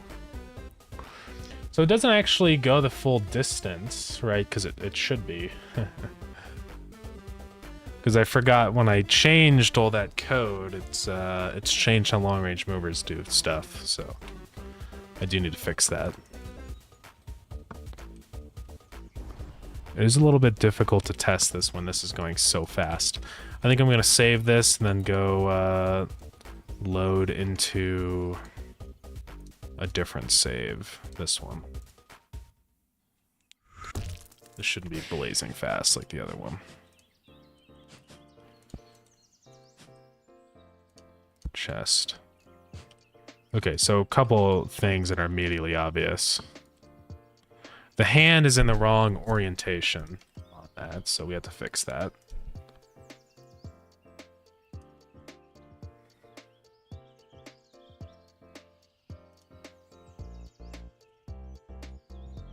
So wherever that is. So this one is saying hand visible equals true. Let's go to move it along. Make the hand invisible.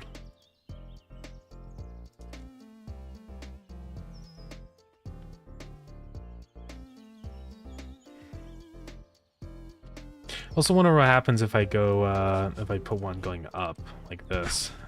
If it's gonna be all weird and broken. Probably. Yes, it is. Okay.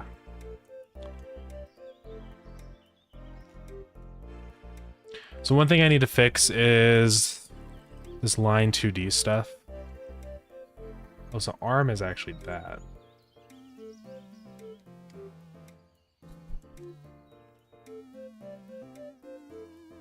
So what I can say is just in here. If arm. I think in here I say points or something right here, yeah. Actually, this is all the code that I need here.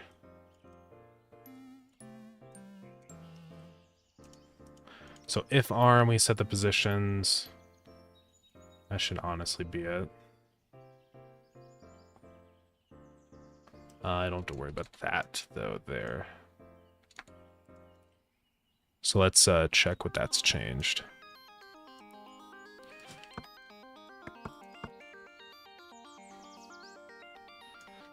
Okay, so that like kind of fixes it a little bit. First off, this needs to be set lower on the depth.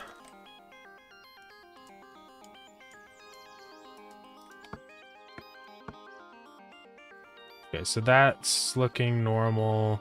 Now the other thing is that the mover isn't going long enough, right? For the long-range mover at least. So that does need to be fixed. That's a pretty simple thing to do. It's just down in here in this between. Basically on this I have it set to 0, which is great for regular movers. But not exactly what I want for long-range movers. So I think I might actually just say this. I might do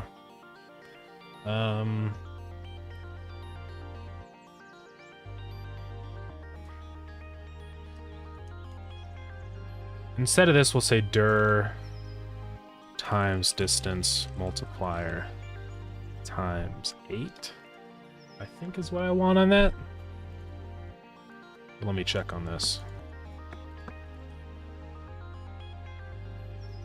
So that does that. The other thing I have to check on is with the mover. I might do some wacky things with that. So let's just check really quick on this. That's all good.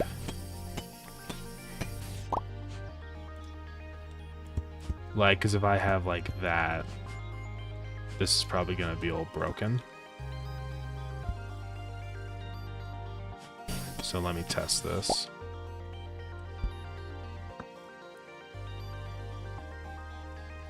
Yeah, that's not good. So what I basically need to say is this. So dir times distance multiplier. So otherwise it'll be 1. Let's see.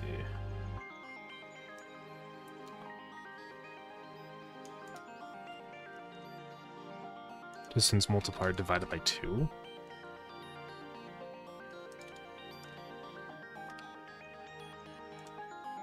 So let me just think about what this is doing here, right? So direction is going to be like 1. It says that times distance multiplier, which for the long range mover is 2. But for this one, it's 1.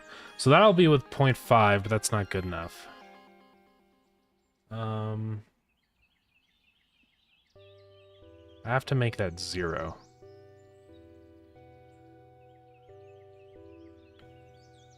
Oh, we'll just do distance multiplier -1.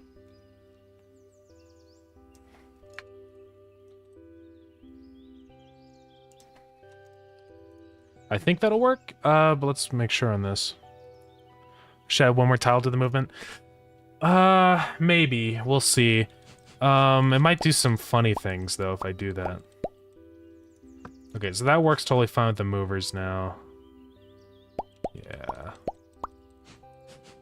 So with this, the reason it does it like that, I'll show you. If we break this long-range mover, and we put it onto conveyors, right? Because that's, like, the thing that matters.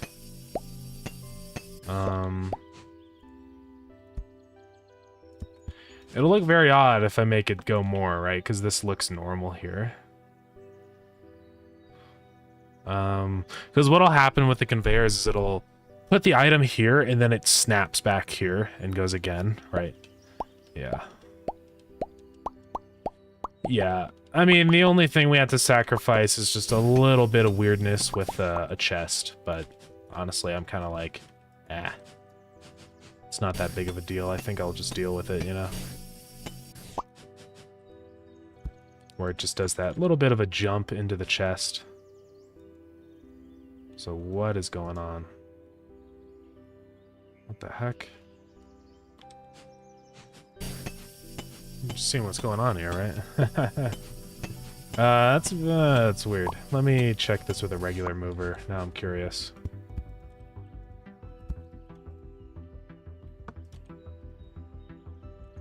That's normal. Why is the long-range mover all buggy with this?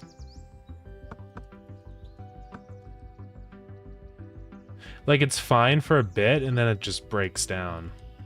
And just does it all weird. So why would that happen?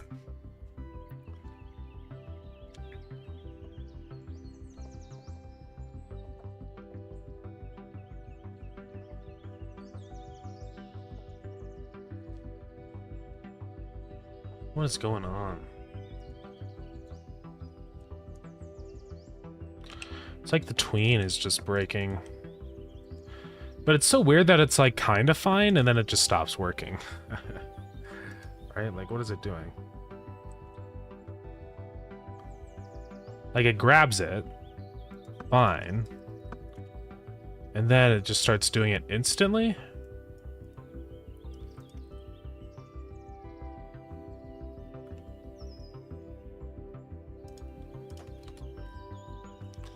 Is it because speed is like a int? I mean, maybe.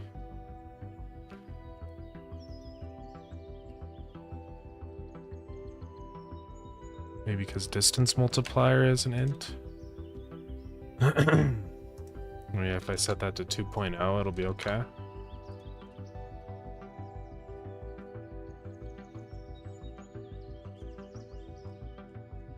Really weird.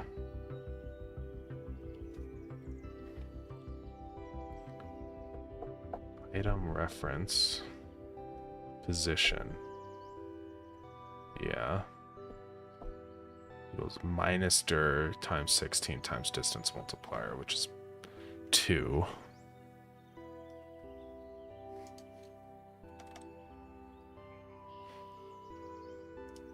Very, very strange. Watch it just be fine now. No, it's not. Shoot. But it seems like it only does that in one direction. Like, it didn't seem like it was doing that when it's sideways. So why... Right, let's check this. Right, it's fine here. But why is it broken on this one? That's what I'm confused about. right? Maybe I go ahead and just print dir. I mean, it should be obvious what it is, but maybe it's not. Maybe I'm missing something here. I mean, that seems pretty normal to me. So it's y1, which means it's, yeah, going down. So essentially it says this will be -1 times 16 times 2, which is, yeah. Position will be -32 on that. And then this one is just saying set the position to direction, which is 1, times distance multiplier -1. So that'll be times 1 times 16.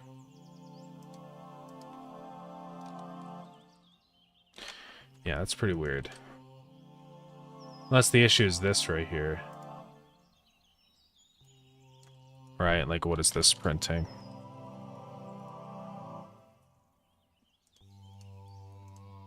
Just in case. 0.5, 0.5, 0.5. It's always 0.5. So that's not the issue. What is going on? Pretty wacky. Yeah, I don't know why it's just like instantly going, right?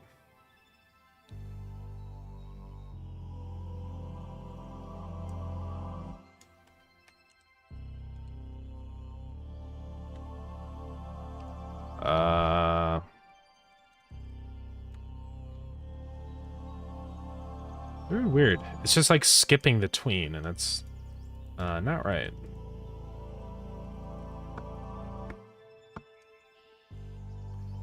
Like it just goes 1, 2, 1, 2, 1, 2. One of these, for some reason, just instantly happens instead of doing the full animation. So we have to figure out why.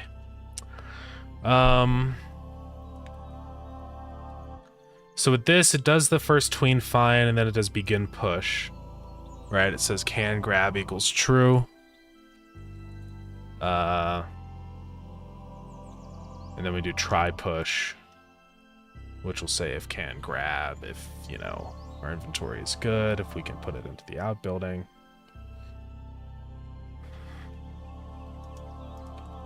So as long as it is not a splitter, then we just say add it. And then if result, we say delete item, which is where we say can grab is false, right? And then we pass update. That's where we say null, dir, and false. So item name is null, which means this should evaluate to false.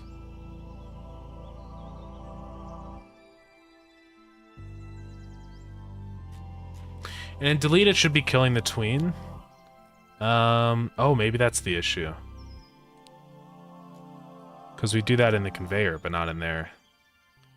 That's probably what's happening, actually.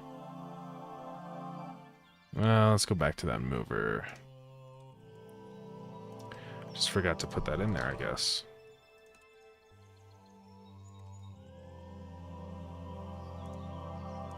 So let's check on this now. Yeah, there we go. Okay.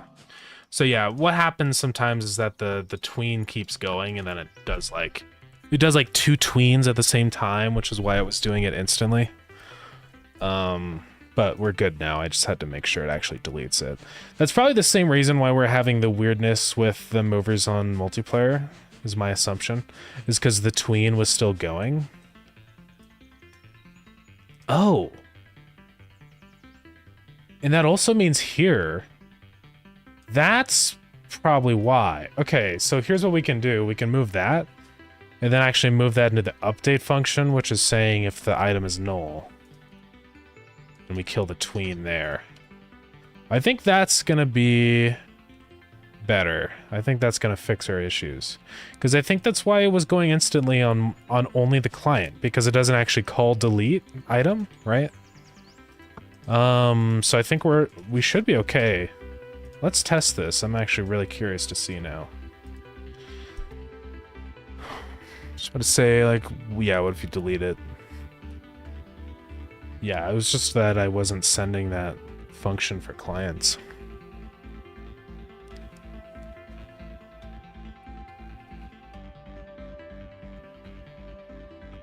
Okay. So let's check this. My hope is that this will stop being stupid and weird. But we'll see.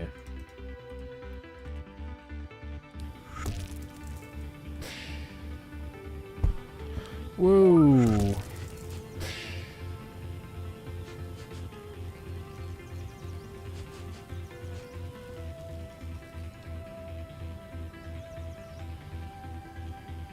It's better, I think. Maybe not.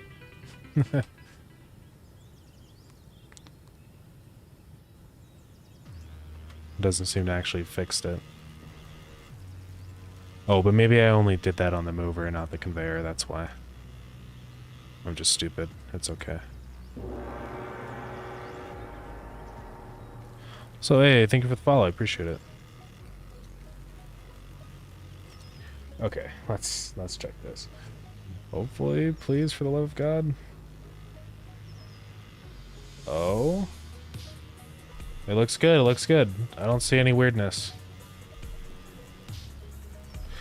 Okay, I think we've worked it out. I think it was just a weird thing with the deleting items.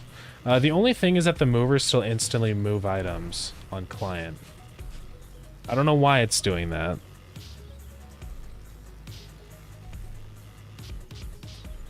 It's kind of weird. I'll look through the code and just see if there's any quick way that I could see that happening, right? Passes item name, that's calling reliable. So whenever we call add function, it should do update, or add item, I mean. Right. Yeah, which is update with the name, direction, and true. So it does that.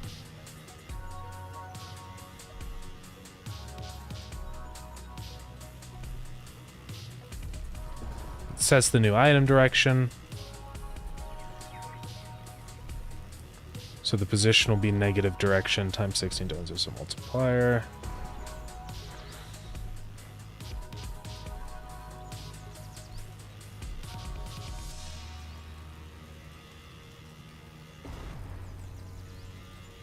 So it should work.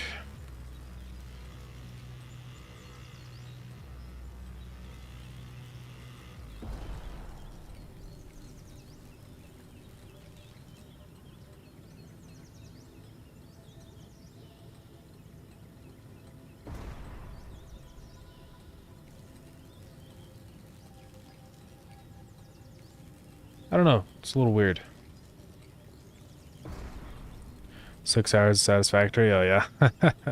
I need to play it. I think I'll definitely try and do it tonight. If I get some time to. Because I want to see what's new. It should be working.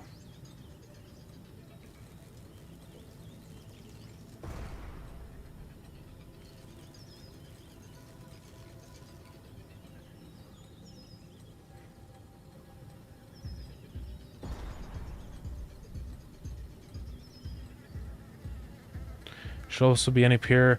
No, because it should only be calling from the server. Because the server handles all of the logic for this stuff, right? So it should never actually be called. I do wonder if it's because the move speed of this is too slow or something. It's possible. Let me see if that's why.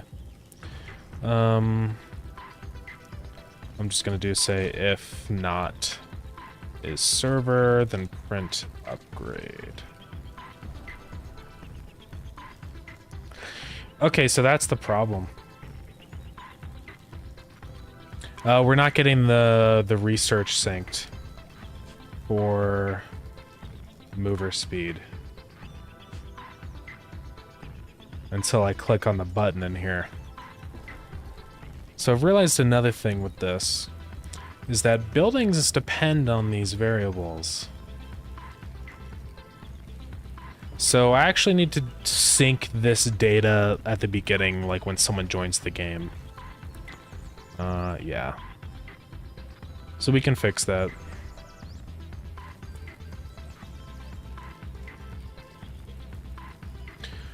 But yeah. So demolish the ultra big storage system I made, just made it way smaller. Oh yeah. That was pretty big. Were you really only getting like 9 FPS or whatever on that? Because it really shouldn't be that slow.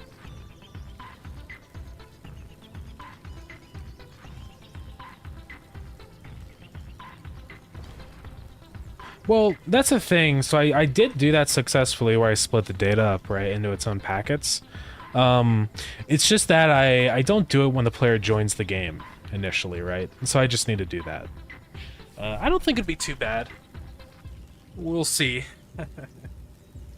But hopefully it'll be okay.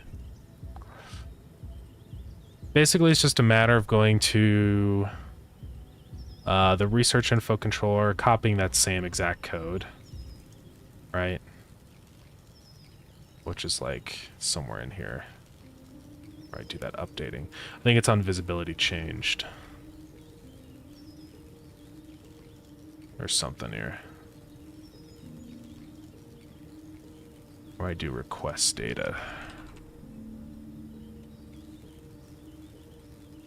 Oh, that's literally it. Right, so this is what I do. I say request data and this. So let me just do this so I can copy both of these. And then I can go to the multiplayer setup script. So there is a signal here that we have. It's called loaded or fully loaded, which is basically just gets called when everything is like fully built, right? When everything exists. So I'm just going to connect a signal for when we do, or when we connect. Start connect in here. So we say initialize game, not call deferred.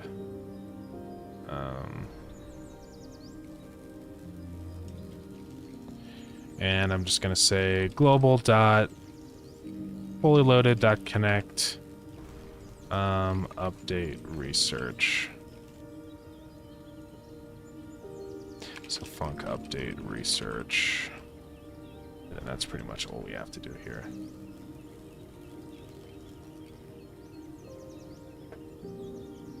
And with that, it should be all good now. So request data will do all that. So that we just say research info.get and then set research.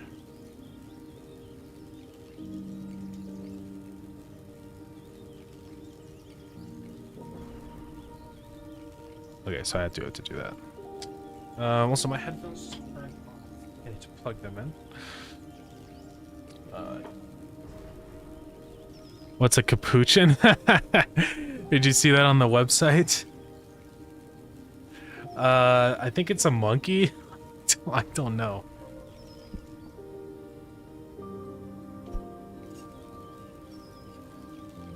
Still using signals? Yes. Signals are good.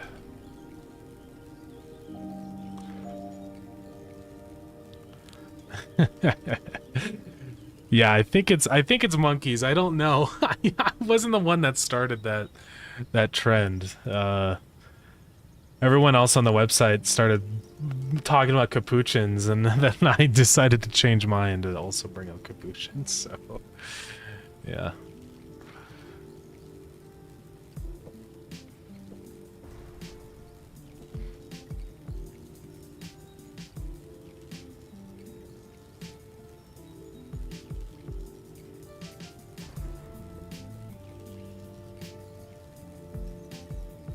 Okay, so I'm just gonna do this. We're gonna say update research, right? Then we're gonna say update research, RPC ID multiplayer to get remote center ID. Research name, research update, and return data. I don't need that.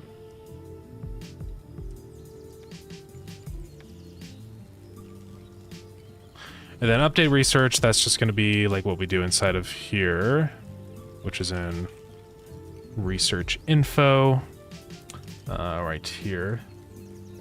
And then we just do this.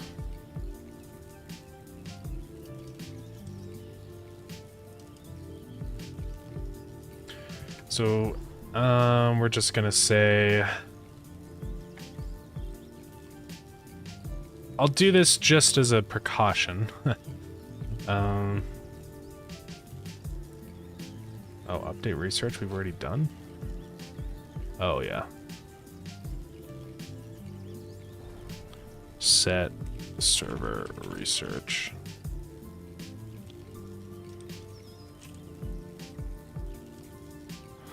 RPC ID. Then that'll have research name and research update.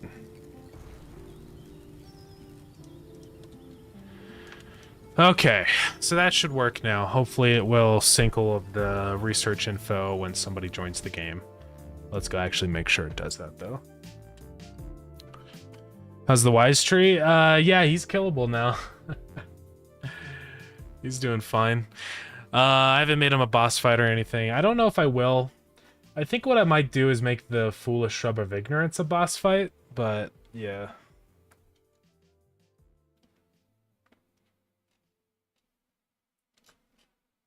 I do need to create the Foolish Shrub of Ignorance. Oh yeah, this is a multiplayer test. One's for Grot. Manual. No local host.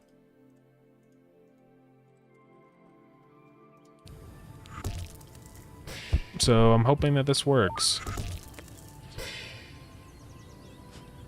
Okay.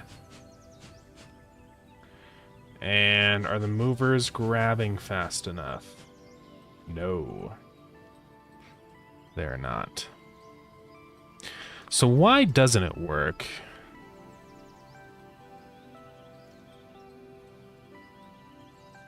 Because I connected it here, right?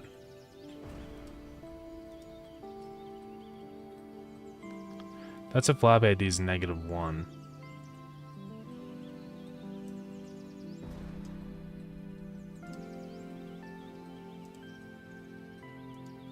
Where do I actually call fully loaded, right? I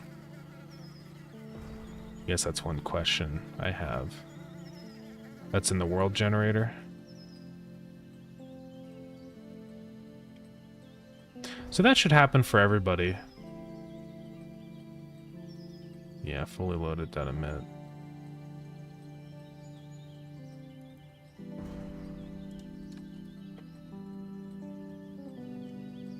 Update research.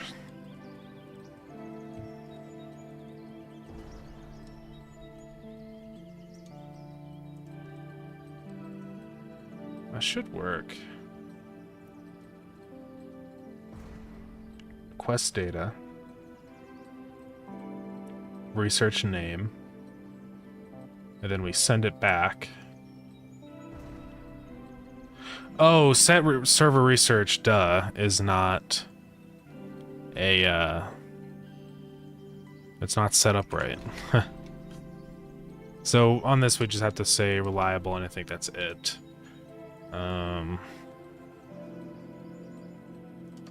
That should be it.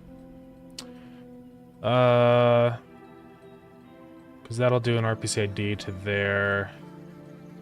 That should be okay, because it's the authority. Okay. Let's check this once more. The movers aren't actually working going down because those are the conveyors doing it, technically. It's a little funky, I know, but yeah. My hair is all weird. This is what happens if I take a shower, then I immediately put my headphones on. It like makes my hair flat. I don't know why.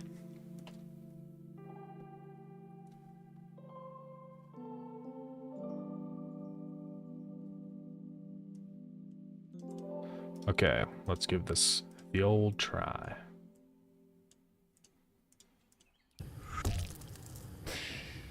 Connect. Did I mess it up? I need to look into that. I need to add like a cancel button to the loading screen for when you connect and it's like failed, right?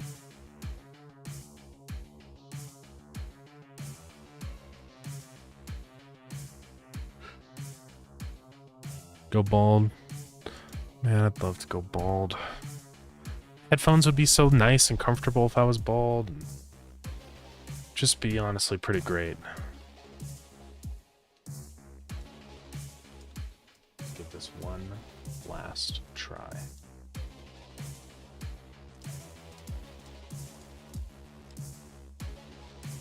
Local host.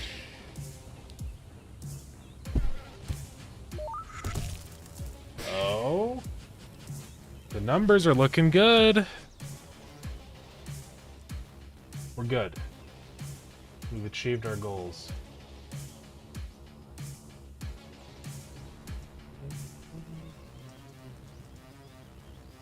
Okay, epic. So I think everything's fixed. I think all the conveyors and movers look totally normal now.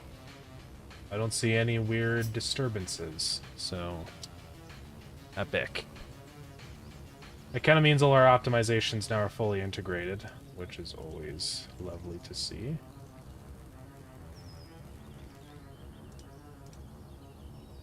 So, yeah. I mean, I think we're good to go.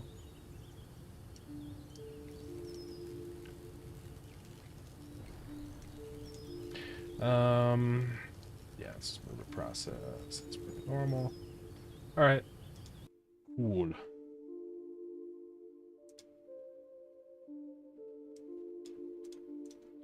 So now I can go fix this, customized instances. Let's just do one now. Cool. There's some other funny things in here that you can do now. Like you can, I think, supply custom commands, feature tags and stuff, which is really cool. Arguments. So that could actually open us up to dedicated server support. I would really love to do that at some point. So maybe someday. See the art style the game Gamedev making. I know, that was really good. I do like that art style. It's just kind of nice and clean, you know? It's pretty awesome. Yeah, I think he was saying that they have like an artist doing the art, which is cool. They've got like a whole production going on with like concept artist stuff. I mean, I guess to be fair, Dylan is our concept artist, honestly, but it's pretty cool though. Yeah, Sean. I think it was Sean.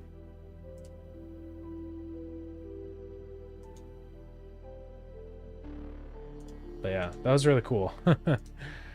Awesome to see that kind of stuff.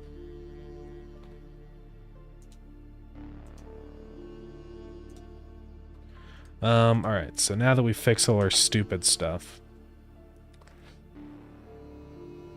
maybe we can do some more funny things. Any, you know, requests for what should be worked on next? Some things we could do are more dungeon rooms. We could get started on an enemy, a new enemy, but although that might be a little bit complicated, depending on the enemy.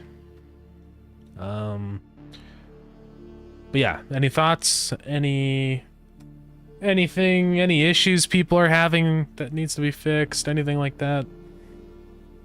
Anything at all?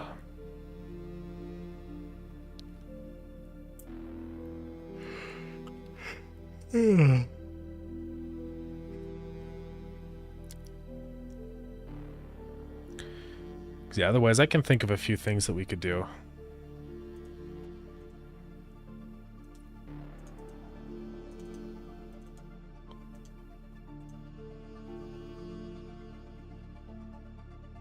Monitors.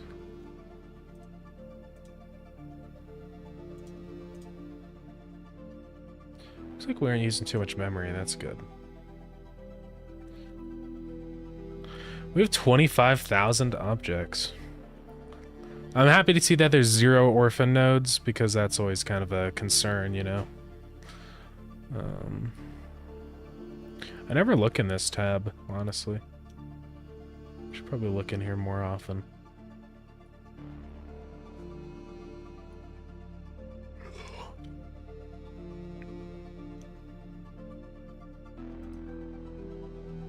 Video RAM, I'm sure that's not going to be much.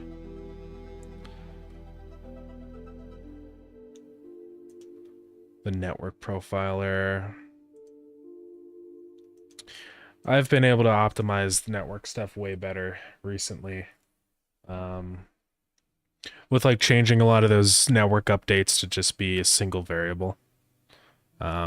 Of like, is this thing doing this or not, right? Because then it's just like one little packet that you have to send, and sending one packet is nothing.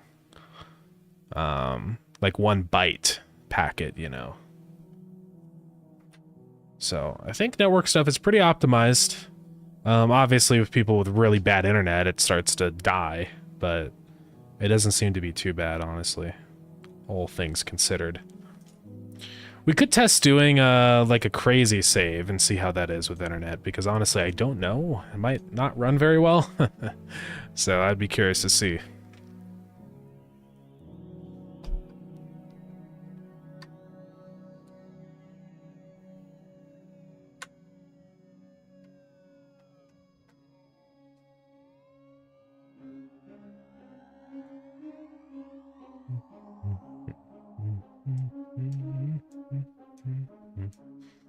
Okay. So, multiplayer. Let's do, what's a crazy one? Early access mode is pretty crazy. Pretty outlandish. Shoot, I did it as Steam. God dang it. Always do that.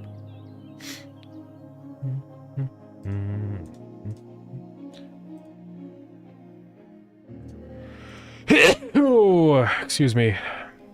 I'm sorry. Excuse me. I'm sorry. I'm so sorry. Okay, then let's connect. Let's load it in. Load it in objects. Okay, it's connected. So let's stop printing that one thing, which is instead of the movers, I think. Yeah. And then let's go to our stuff. So our session 1, I think, is our server. The network profiler.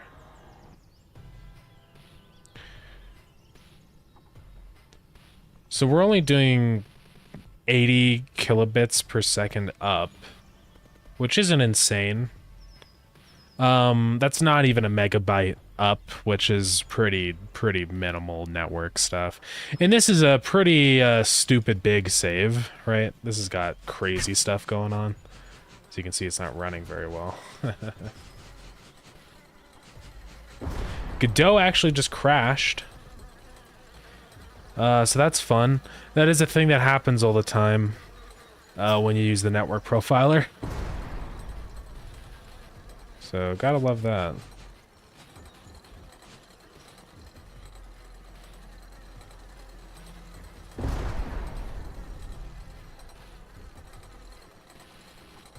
But yeah, I think we're okay on network stuff. Network stuff isn't actually that hard to optimize. Just don't do stupid things, you know? Like, don't sync, I don't know, some massive big packet every single frame, right? Because it just gets laggy and stupid. So, yeah. Most of it is just, yeah, it'd be pretty reasonable. You know? If you could break something up to use 1 byte in a packet, then that's probably for the better. We're still on alpha. I guess I would say we're more in beta than alpha, but I mean, technically kind of alpha-ish, I guess. I don't know, I've never really labeled it like, I mean, I've labeled it as alpha, but now it's just early access, which isn't necessarily alpha, but it's not alpha? I don't know. it's still like in early state, right? So, I mean, yeah, it's probably gonna be that way for a little while at least, until I can get it to a spot I'm more happy with. It's slowly getting there day by day, but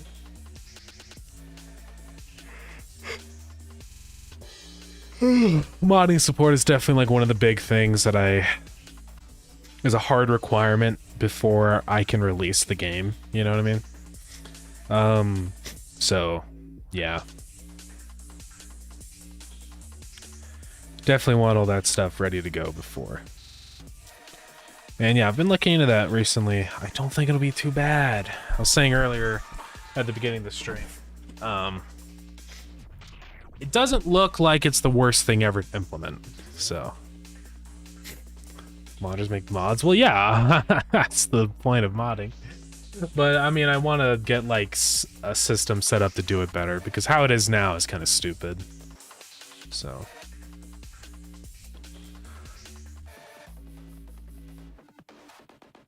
You got a line of code that does nothing and isn't pass?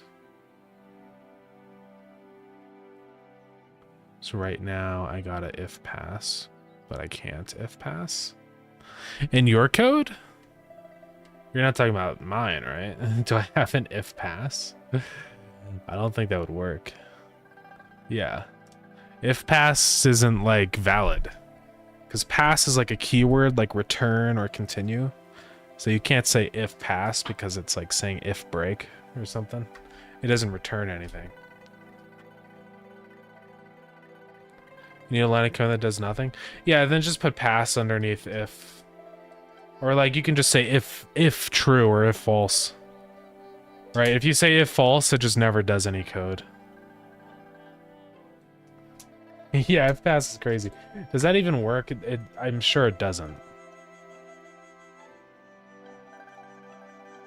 No.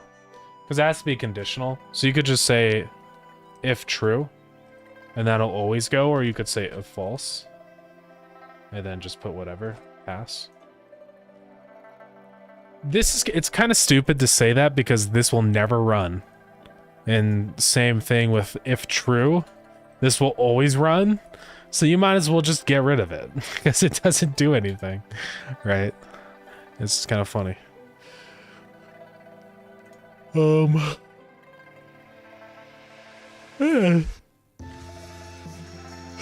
Tired. Still not there yet, though. I still got more stream to do. Sometimes it can be a little bit of a slog. Yeah, Lanicona does nothing. It's funny.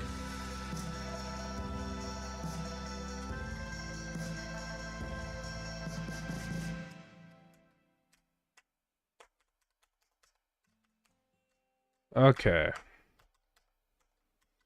What do we want to work on? Could work on farming. Wouldn't be opposed.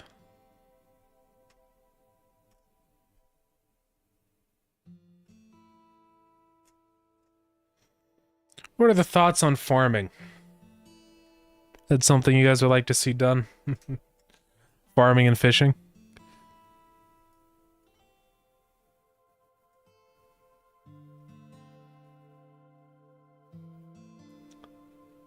Six hours on Starground yesterday. Let's go. Yeah, that's crazy.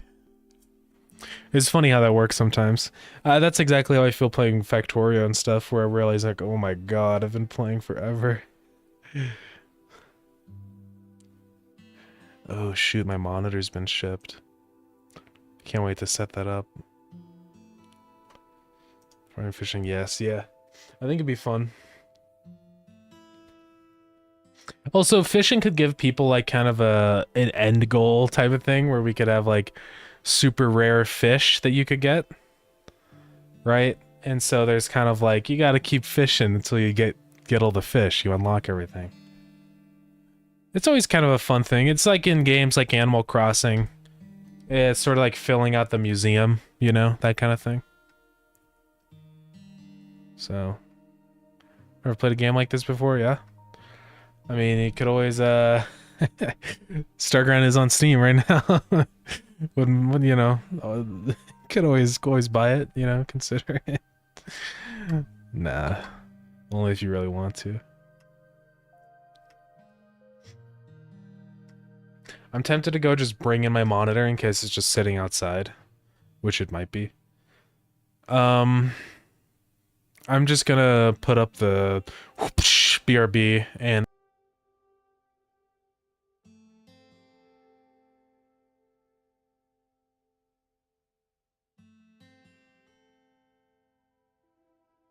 I forgot you guys can't hear me. I said I'm gonna just bring it inside. We might not open it. Okay, bye.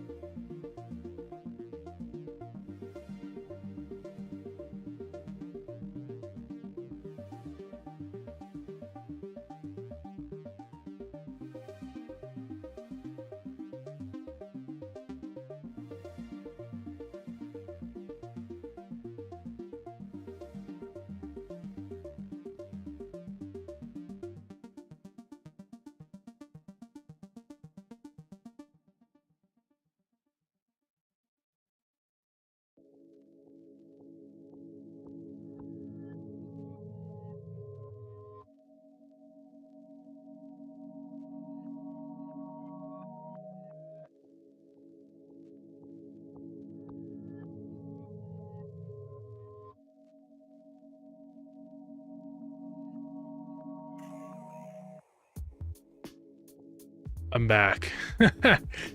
So this package is way bigger than I thought. I'll show you guys how big it is. It's let me make sure there's no identifying information. It's like humongous.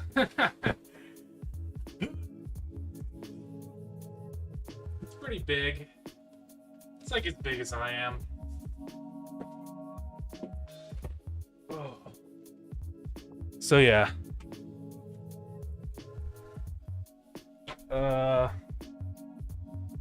Bought a new monitor. Hopefully it's a good one. Where's the top? I think this is.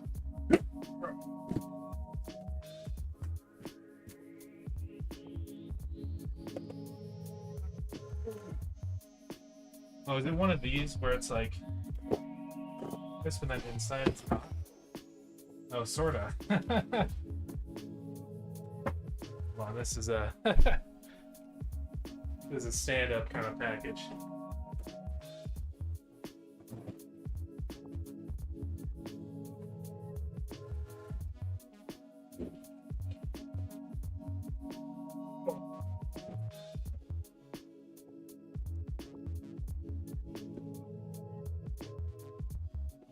Here it is. Oh.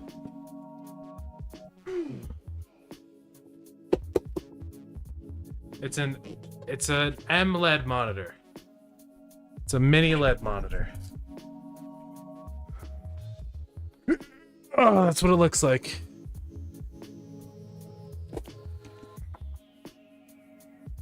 Yeah. Anyways, back to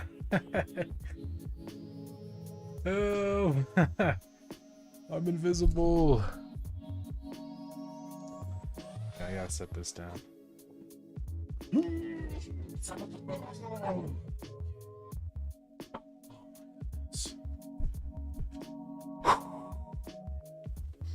Hope it's not broken.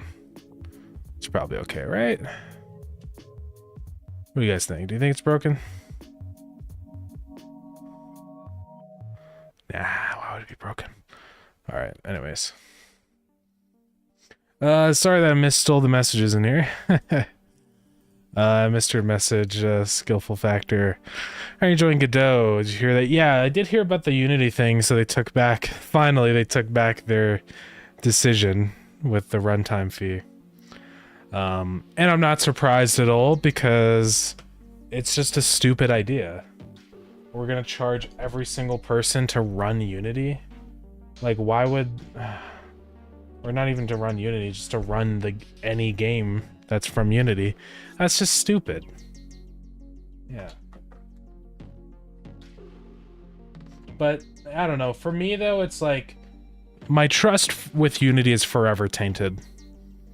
You know, it's not the fact that... it's not about the Unity runtime, it's the fact that they even did that in the first place.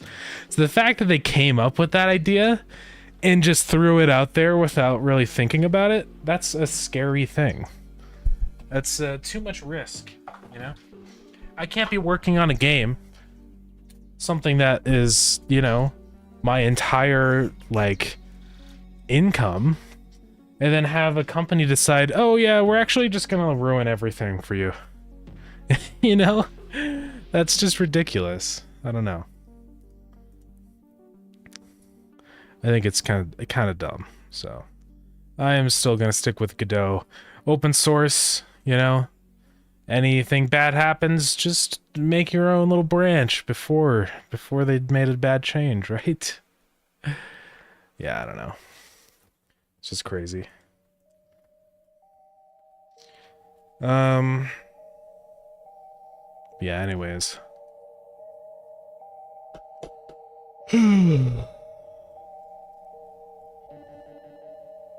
I don't know, I feel like this experimental build is at a pretty decent spot.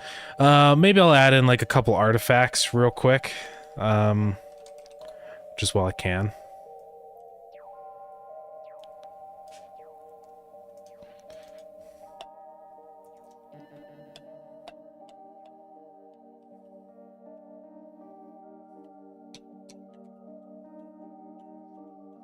Because Dylan came up with this one, the chainmail glove, which I think would be fun. Basically, it would block like blade handles from stabbing you, right? So, could be interesting.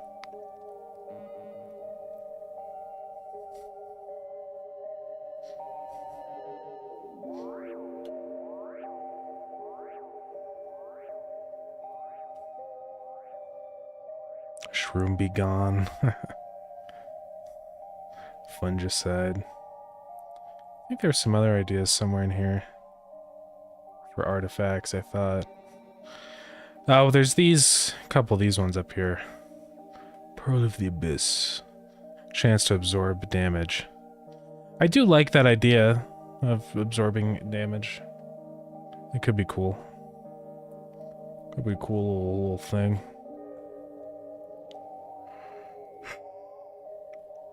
Oh, what about Bevy game engine? I've heard about that. I know, I think Basie's using Bevy. But, I don't know. It's okay. You know, the problem, though, is that it's all, there's no GUI. It's data-driven, right? And it's cool. It's in Rust and stuff, which is interesting, but I like having a UI that I can do stuff with. I like being able to see my node structure and change variables and stuff in here. It's pretty nice. You can't really do that with this, and that's the problem for me, right? So yeah, I don't know. It's hard. It's fast though, you know, it's cool. I mean, it definitely has its place. So.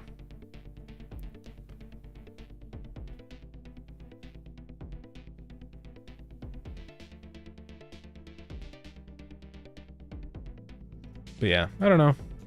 I honestly really love Godot. Godot is freaking awesome, so. I'm actually curious to see, like, what's their, like, donations now?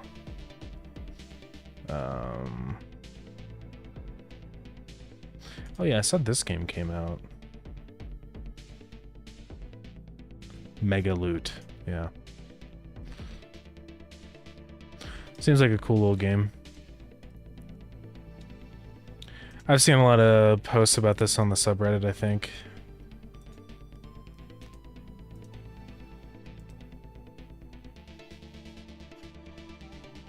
Yeah, it seems cool. How big of a game can you make with Godot? As big as you want, really. There's no limit. People always ask that question. But, you know, you can make whatever game you want with Godot. You can make a big 3D game if you want. The only limit with Godot is you. Right? Is the person making the game. If you struggle making an RPG or an MMO, it's not because Godot can't do it, it's just that you can't, right? That's the thing.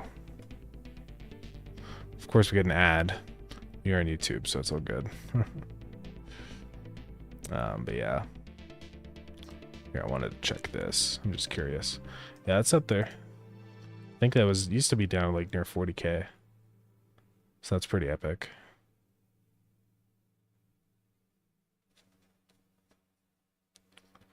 Sponsor. Platinum. Patron.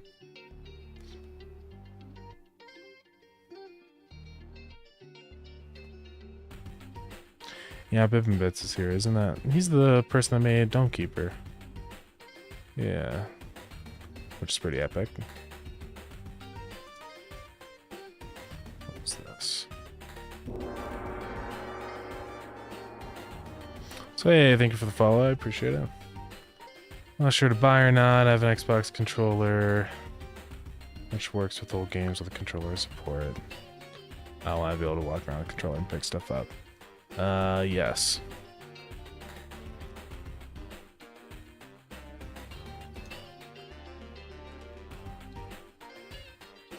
All main functions. Is that game made in Bevy? Dome Keeper? Or Mega Loot? Mega Loot was made in Godot. Dome Keeper was made in Godot. I don't know of any games made in Bevy, honestly. So, should the game are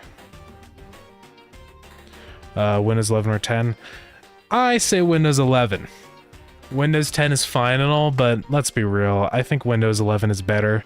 And the only people that say Windows 10 is better are people that are too afraid to move to Windows 11. I'm just being honest. Hate me if you want, but I'm speaking straight facts right now. All main functions of the game are... All my functions game are 100% supported by controller. The only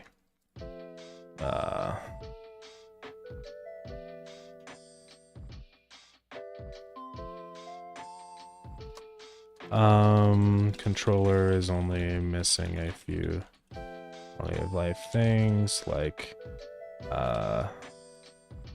glyphs for all possible you know, button presses in a given menu.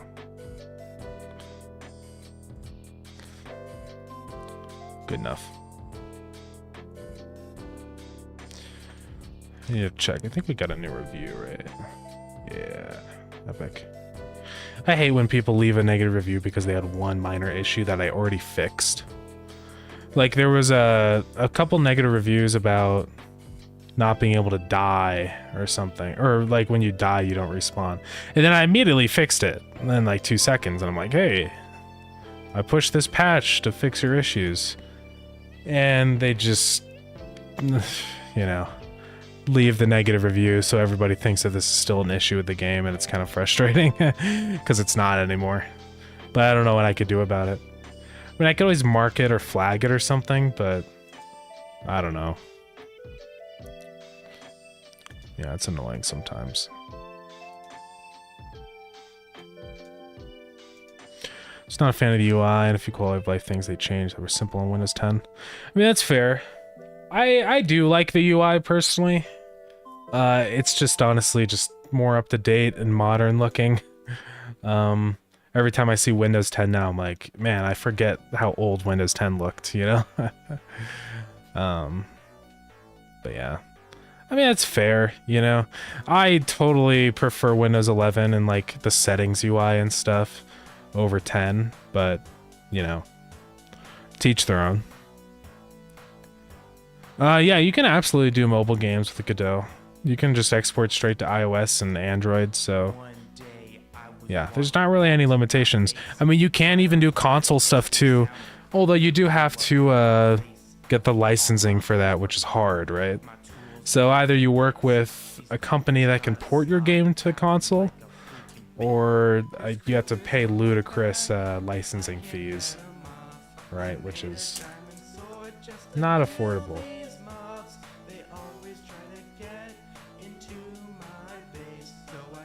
Okay, so I say we just add in a quick few more artifacts, maybe.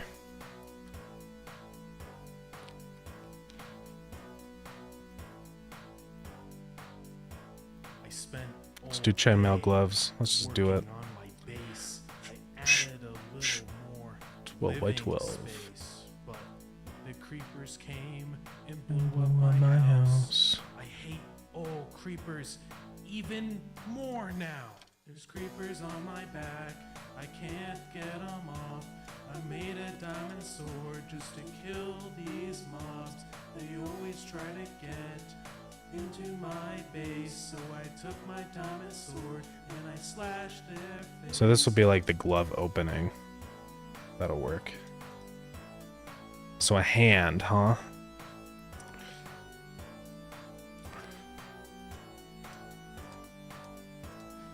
So hands are a cube, and then things that come off of the cube. I made a diamond sword just to kill these mobs. They always try to get into my base. Boom. So I took my diamond sword and It's a little rough. Needs it's a bit more creepers on my back. sprite work. Can't get 'em off. I made a diamond sword just to kill these mobs. They always try to get into my But it's not too far off. I took my diamond sword and I slashed their face. Get 'em all! Creeper.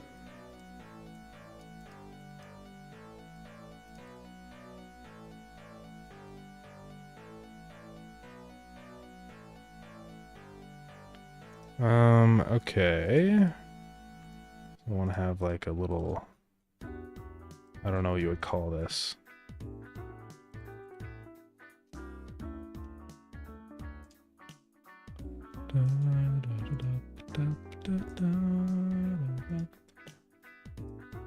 So palms, how do those work?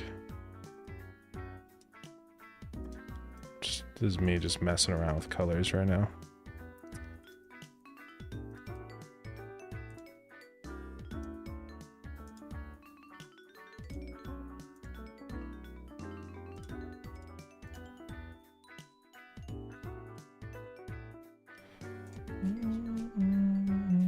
It's not too bad.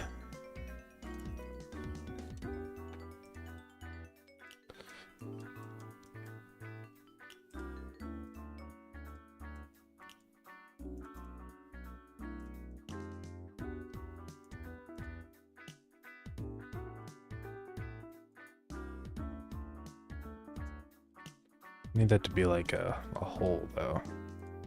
Let's do this.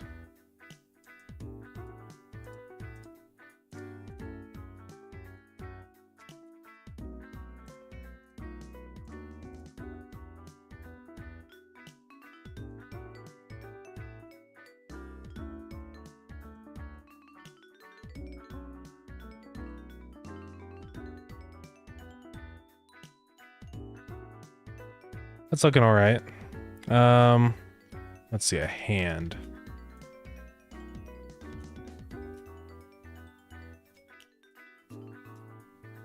It's honestly about what I want. I like Dylan's hand, how it's all goofy. But this looks pretty good, I think. I almost kind of want this like red thing here. I don't know why. Maybe I saw in another game or something that does that. I just kind of like how it looks.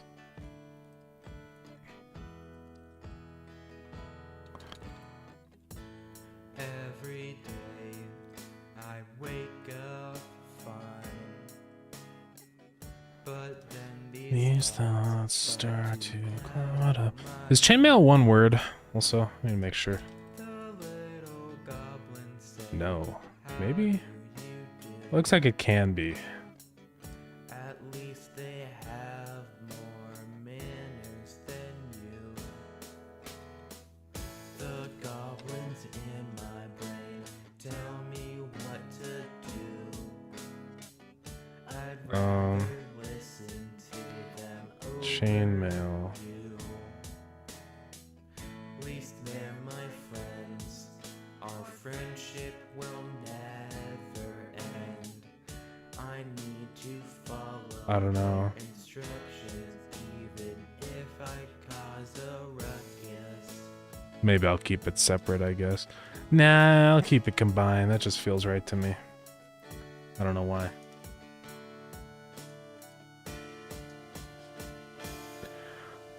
Be cool to make, They tell me or it'd be cool to, yeah, learn making games and stuff, yeah.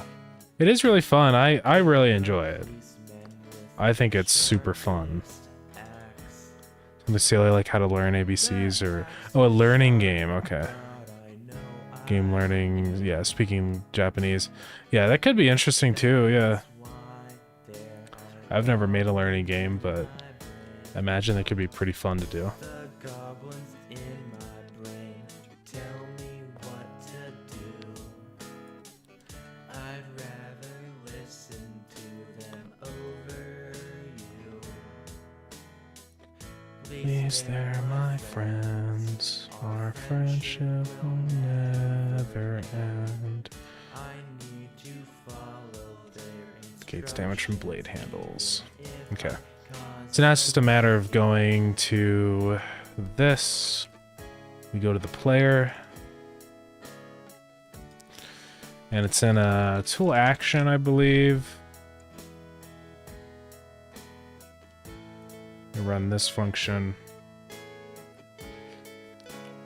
There's somewhere here where we take damage.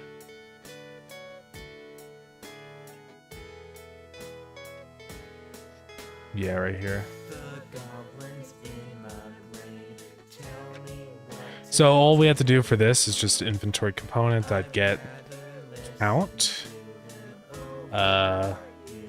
Chainmail glove. So we just have to say if that's equal to 0. I need to follow their instructions even if And yeah, that's it. I get. So let's go test it.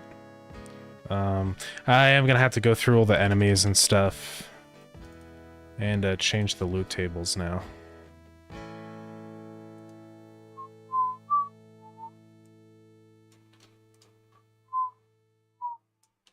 You know, change it here.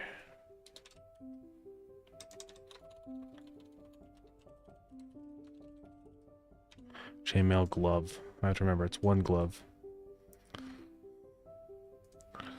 So let's see.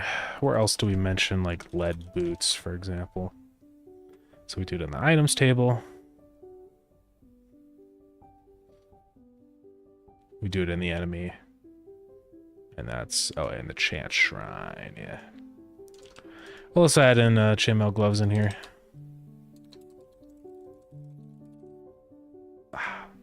I'm gonna keep calling it gloves, aren't I?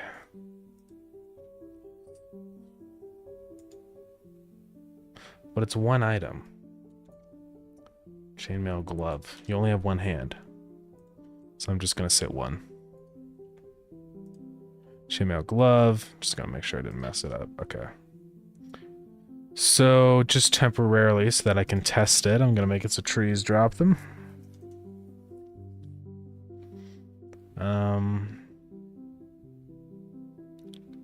If hit by player, I'm just gonna say drop data.pushback. Chainmail glove. And let's go get it.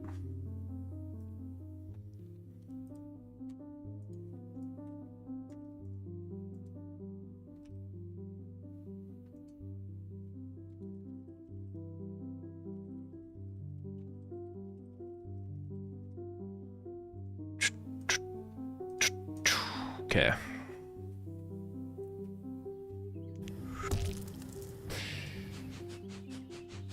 Let's go mine a tree, wherever those are, whatever those things are, I don't remember.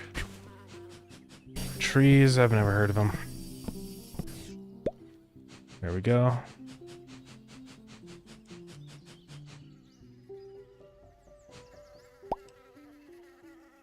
Oh, that's funny.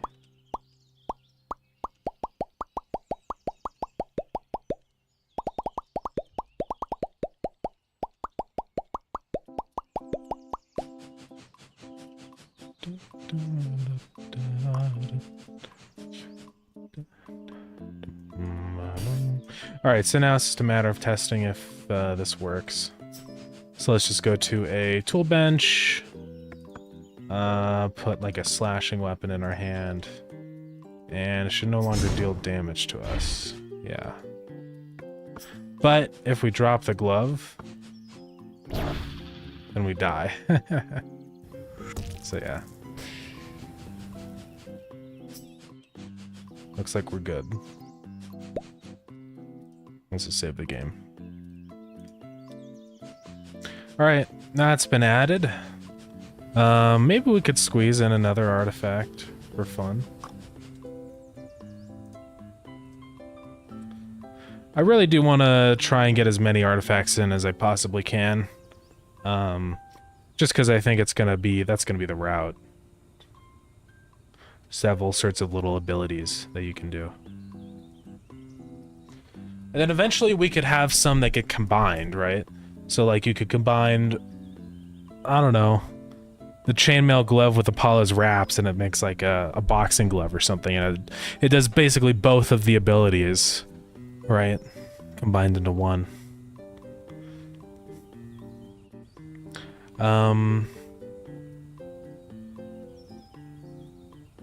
This I can't really add functionality to until we get like cooking.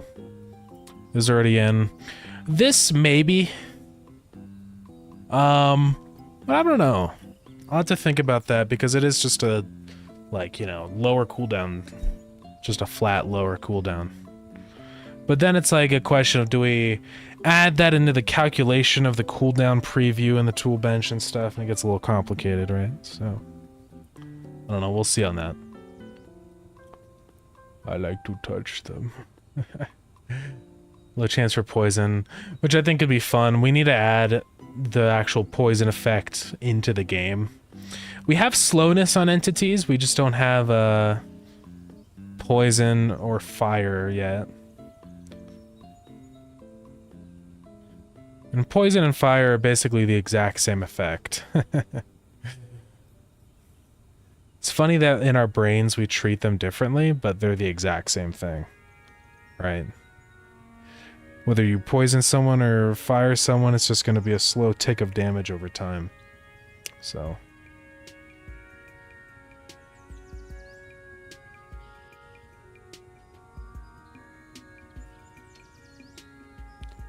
Yeah, I want to do the different weapon damage types and stuff.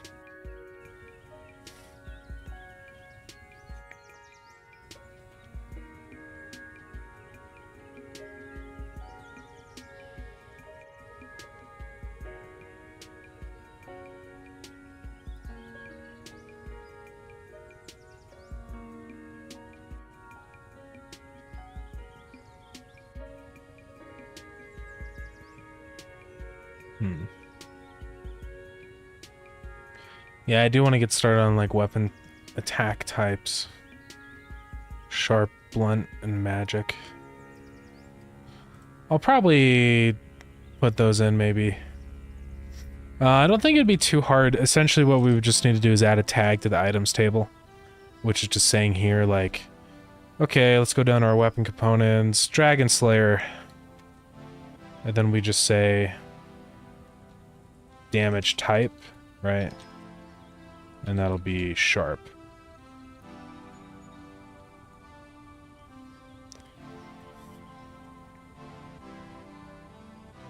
So for that, we have to kind of decide like this.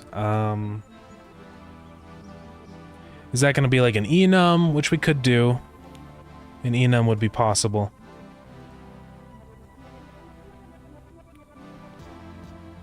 But then I'd have to have the enum in here, which would be kind of annoying.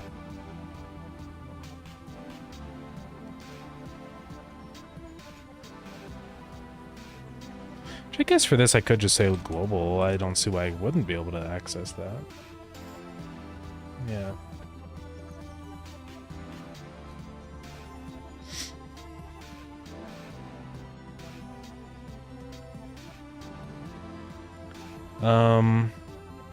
Or we just make it like a string. But an enum I think is actually faster for code comparison, so.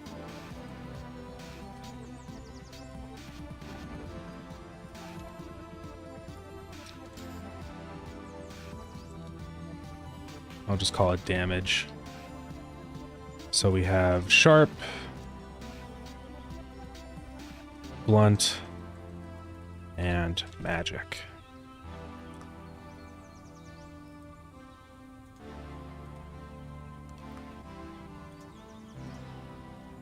I'll resolve script items table. It's because this is stupid. Dot sharp.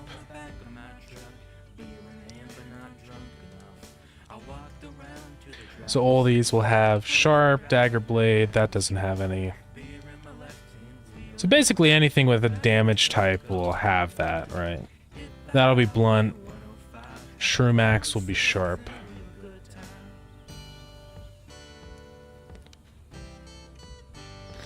Pickaxe, I think, is more blunt than sharp. Rubber mallet, obviously, is going to be blunt. Sword blade is sharp.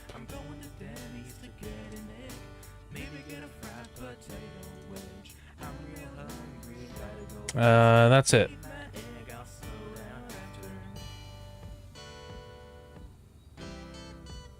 Okay. So then with that, we can kind of start to integrate weapon damage types in pretty easy.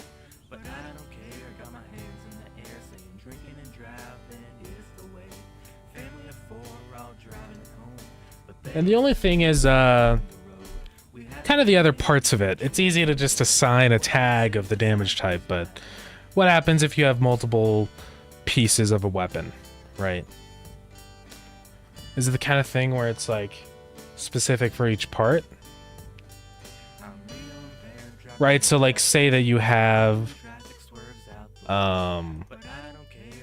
say you have a sharp and blunt piece in the same weapon, does it do both types, you know? Because I would think it would be a good idea to do that. Besides, where's my egg?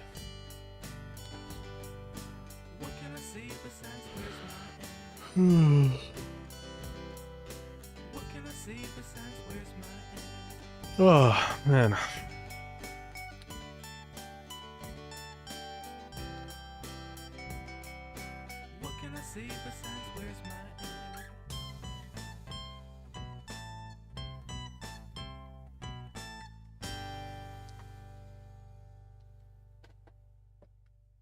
I guess we also need a weapon type for ranged weapons, right? Because, like, what is a bullet?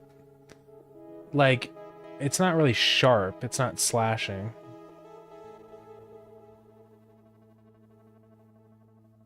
It's like piercing, you know?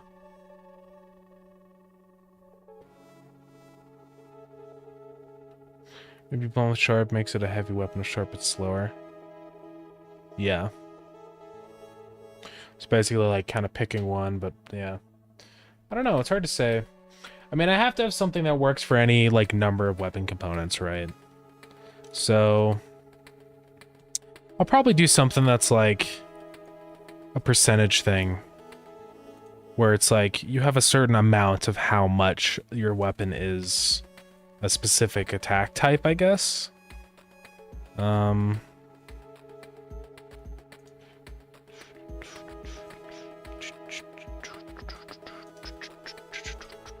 That makes any sense. So it'll be kind of like, okay, say I have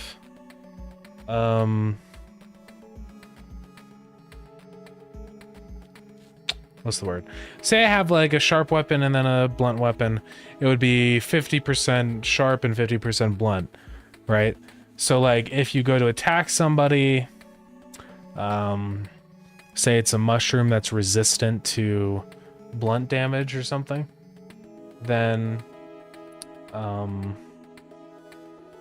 it would be like you do half the damage you would if it wasn't full sharp or something like that. I don't know, I'll have to figure out the math, but you know, behind that and how exactly I want to do that. So I heard something just clunk onto my leg. What is this? Oh, it's my desk plug. How did that fall out? Hold on 1 second here.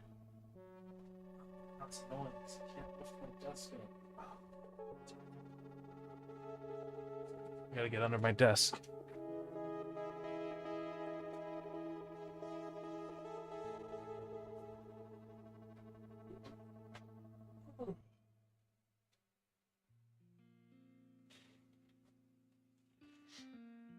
Okay. And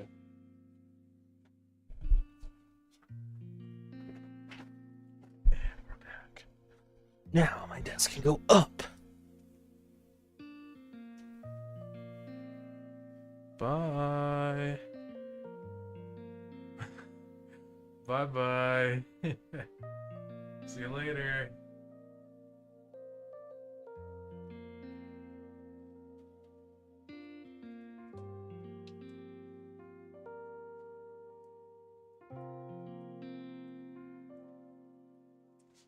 Nah, I'm just joking. I'm coming back.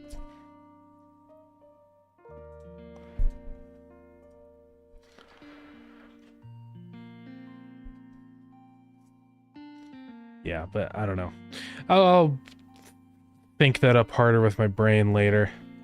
So yeah. Shouldn't be too bad to figure out.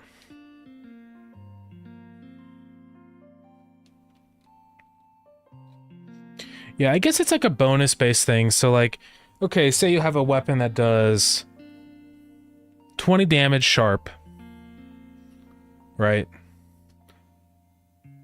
That'll do its bonus damage if it's weak to sharp. I don't know. I'll figure it out. Spreadsheet would help. Yeah, that's probably a good idea too. That could always be helpful. Yeah. I don't think there's any magic weapons in the game yet. Magic, I assume, will probably be more range stuff. Although there might be a few melee magic weapons too.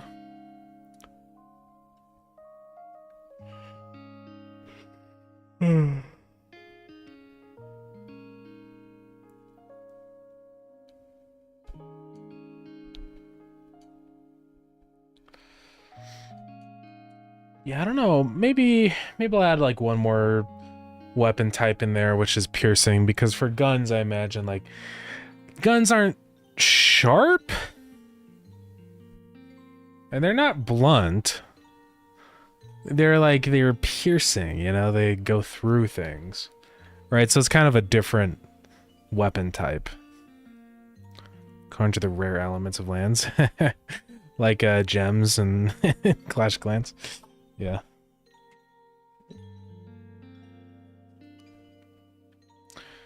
What can I do to make my Windows 11 capture keyboard sound? What do you mean by that? Can you capture like so it like plays a sound when you play your keyboard? Or like this stupid chair thing is. I don't know.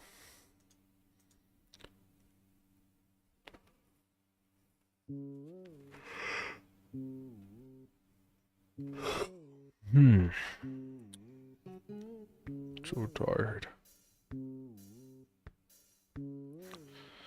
When you type, you can hear the sound of the recording? Oh, okay. Well, that's just a mic issue. That's not really a Windows thing, right? It depends on whether you have like a laptop or not. If you have a laptop, there's probably sound settings. If you go to like, if you right click on your sounds, and then go to sound settings and then properties. And there might be some effects that you can enable on Ubuntu. Well, then there's not really anything you can do about it. You could get some kind of noise suppression program or something.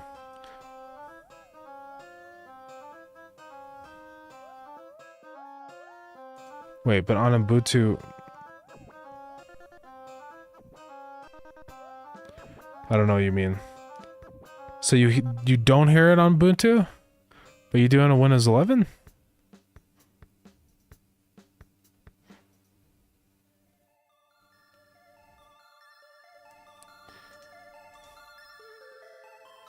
I don't know. I mean, yeah, it's not really an operating system thing. That's just a mic thing. So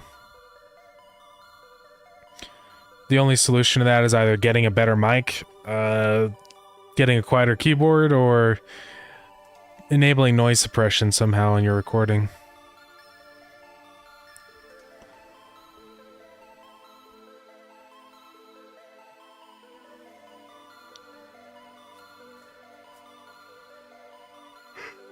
I hear the sound of my keyboard in Ubuntu, but not on Windows. Well, Windows must have some kind of noise suppression thing active then. I've never messed around with Linux stuff, so I have no idea how you would get noise suppression on Linux, but I'm sure there's a way somehow. Did I really put plastic into... I did.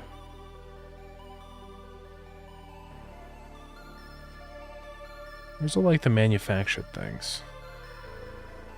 Is that down here? Oh yeah.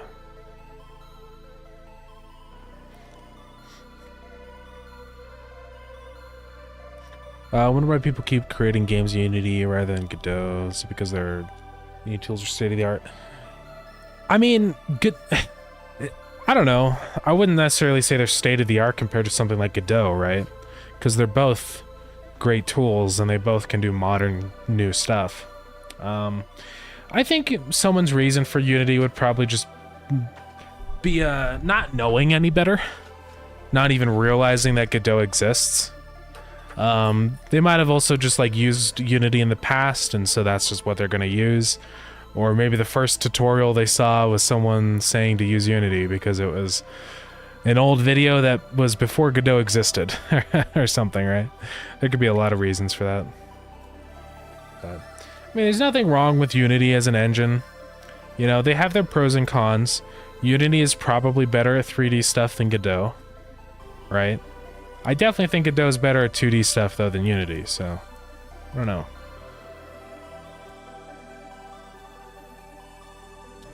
But yeah. There's a lot of reasons for using different engines.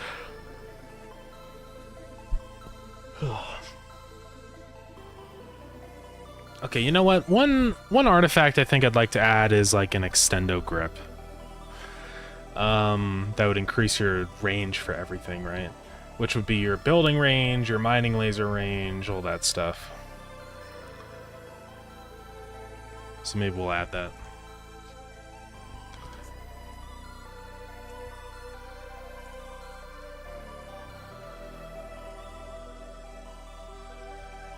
What would an extendo grip look like?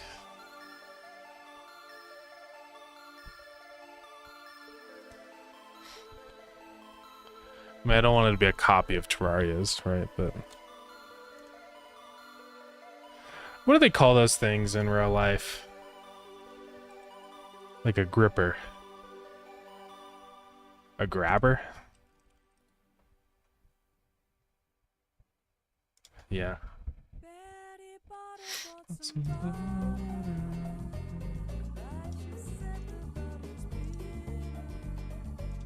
They just call them grabbers.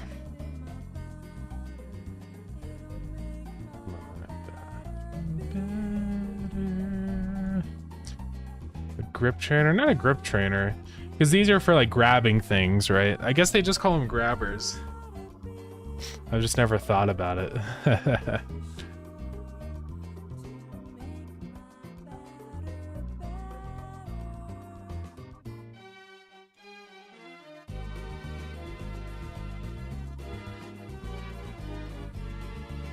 Yeah, I guess it's just a grabber.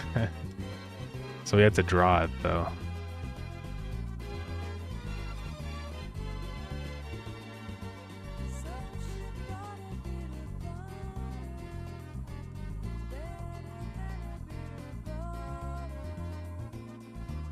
Something like that, maybe. I'm a batter, that's not bitter. A little picker, yeah. Just like a little grabby thing. Able to have like a handle.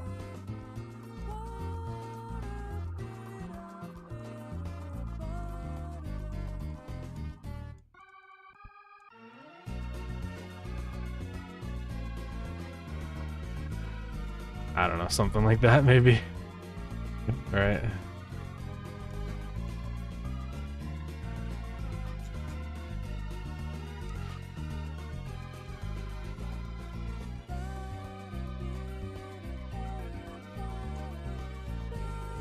Maybe it's got like little pads up here for grabbing. Really, that would just be here then.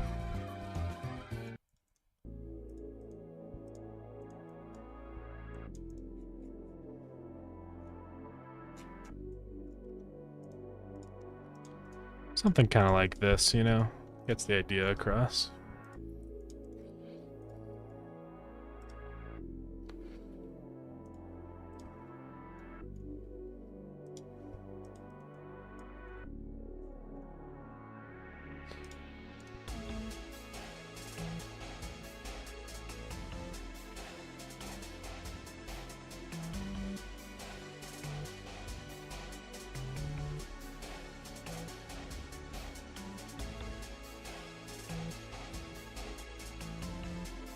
Guess I'll just call it a grabber. There's nothing else to call it, I don't know.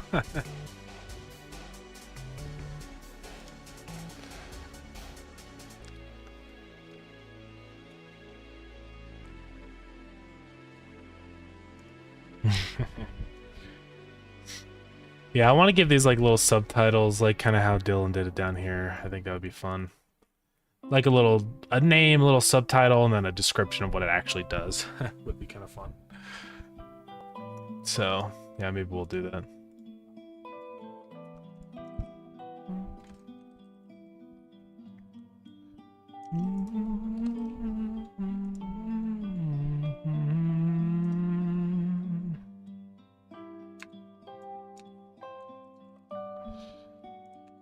Do I need to specify stack size here?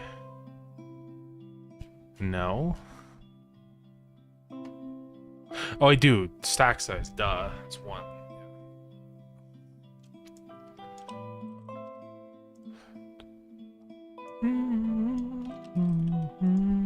Oops.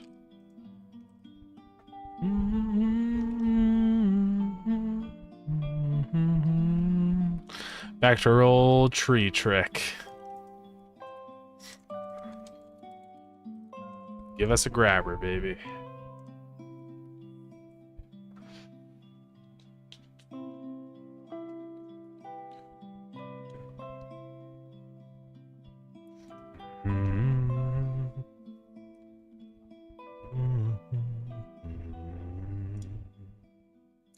Is it still running too? I think it is.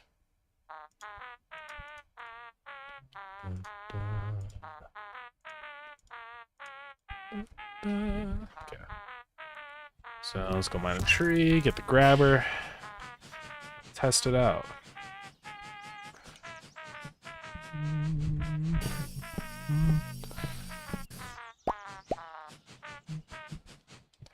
Okay. Let's just save this real quick, make it so that it doesn't drop a grabber anymore. So now let's actually go modify this range. Right, so we have all these different things in here. So mining range is kind of the thing that everything uses, right? So that's like how far you can mine. I think it's how far you can build also, but I'll make sure on that. Right, so that's the mining range for interacting with buildings also.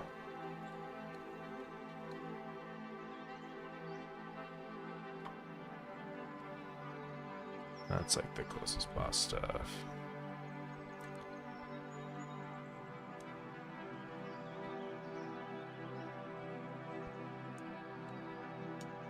Greater than 128.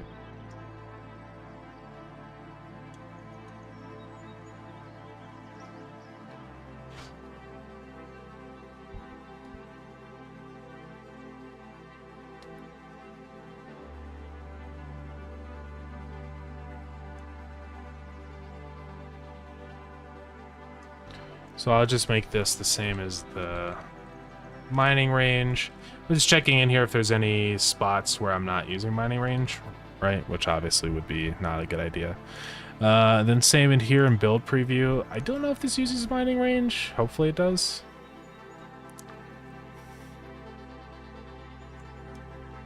If it doesn't, it's probably just a pretty simple little piece of code in here. Interact range. I didn't realize there was a difference.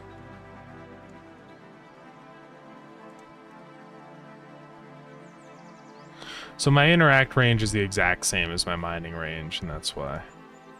Okay. Well, I'm going to change that this one here to be interact range.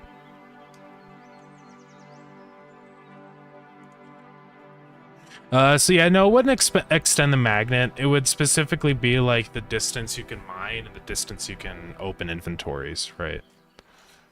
So that's what it would be.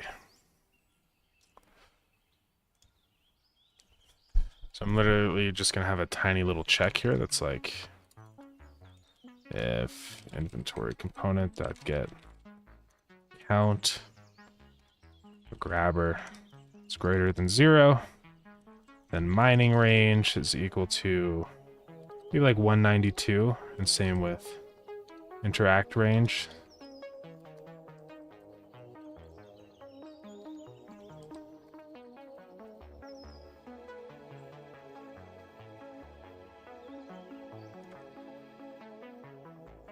So hopefully that'll work.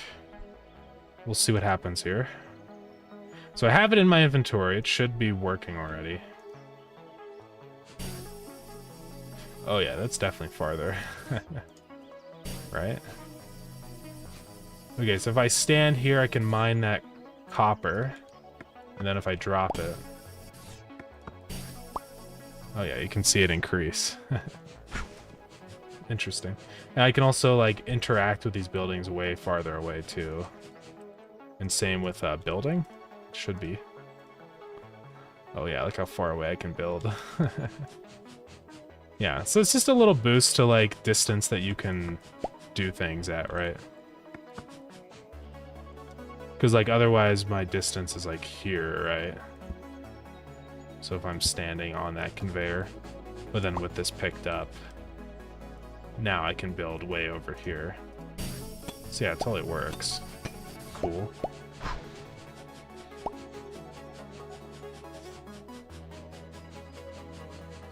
So yeah, we get a nice little collection of different abilities and stuff, which is nice. Yeah. Just have to keep adding more ideas, you know?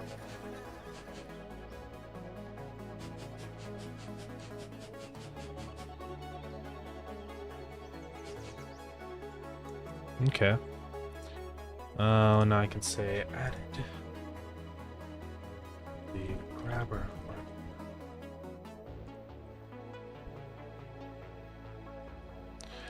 Any other ideas for automation? I'm just thinking, because, like, that's kind of my focus, I guess, for artifact stuff, right? Is automation. Because Dylan's come up with a lot of great ideas for dungeon stuff. So really for automation stuff, it's kind of like, yeah, what would look good? We could do night vision goggles, right? That'd be fun. It'll take a tiny bit of work to do, but it would be funny. It would be kind of epic.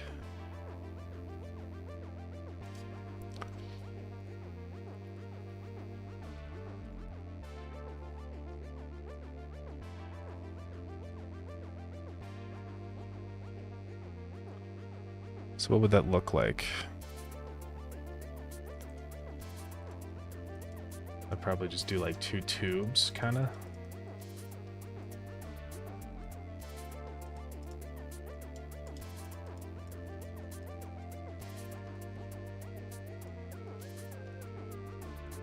Like almost something like that. Not quite. I think if I make these bigger.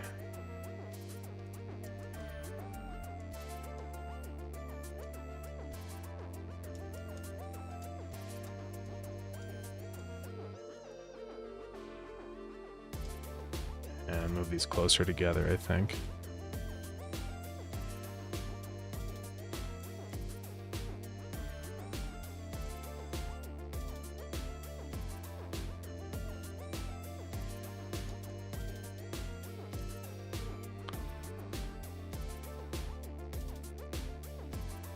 Sort of like that.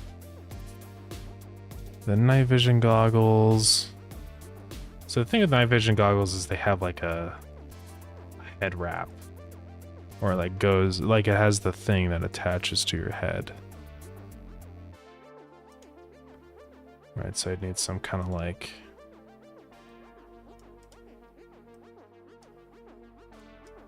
some strap or something.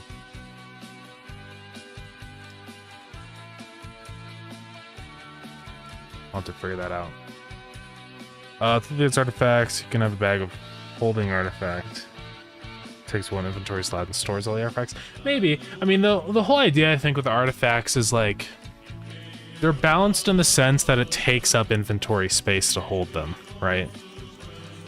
And so you could have a bunch of artifacts and have a bunch of cool abilities, but then your inventory space is severely limited. So I think that's kind of like the balancing we're going with this, right? Because obviously, if you could just put all of the artifacts ever in one slot, that would be pretty overpowered.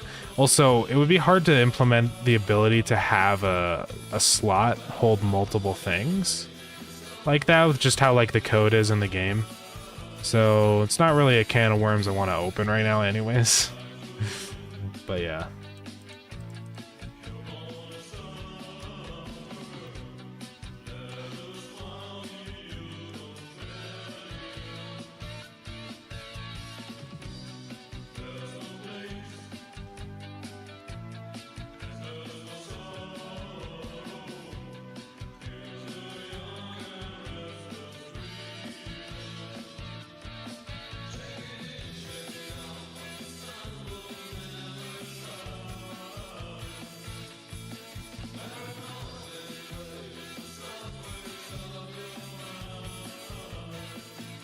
So let's do like a darker color there. Something like that would kind of work.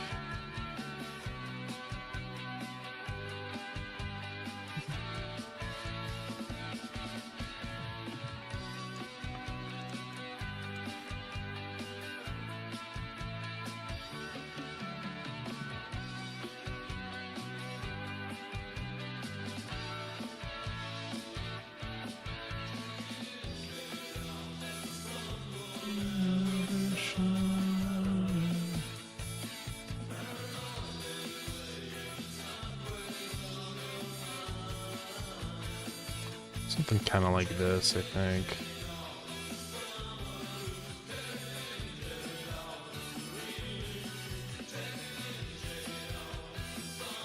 Yeah, this looks alright.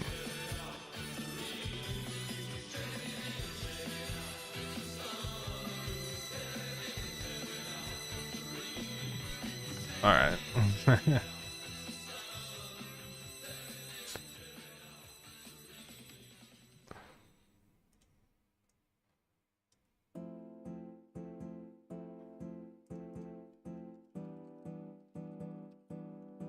Night vision goggles.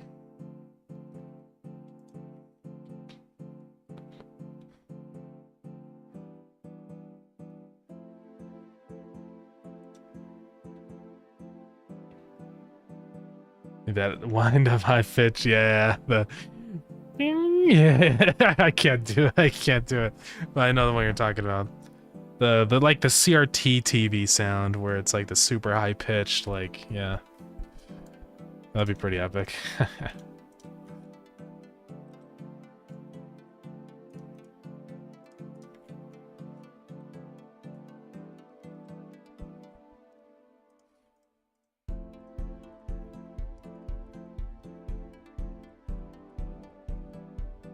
That'll do.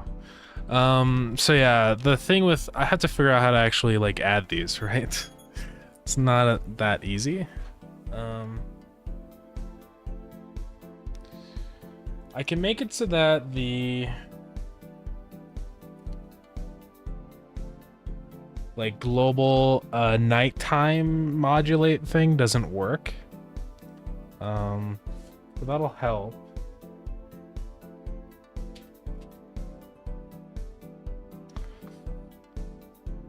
An old camera with capacitor charge flash record, yeah. Now I'll just get it on free sound. Sounds free. What can I say?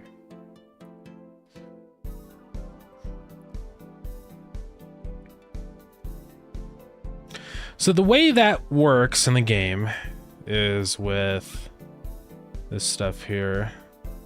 You know, I need to do a test real quick. I think there's a cheat in the game right now.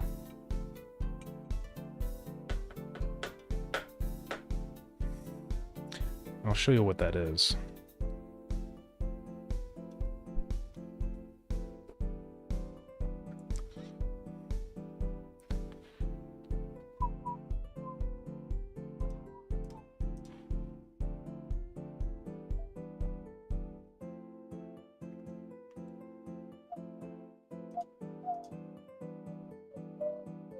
I'm gonna have to make a solar panel.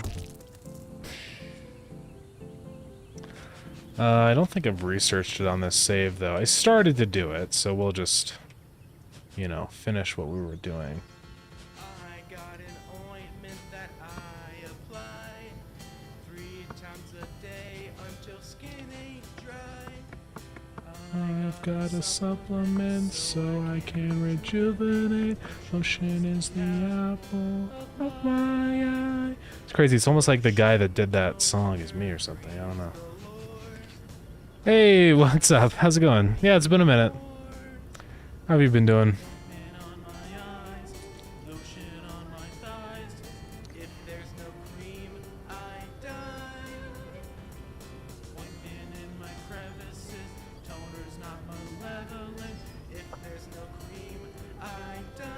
Alright, this shouldn't take too long, hopefully, with the research. Nah, it won't take long.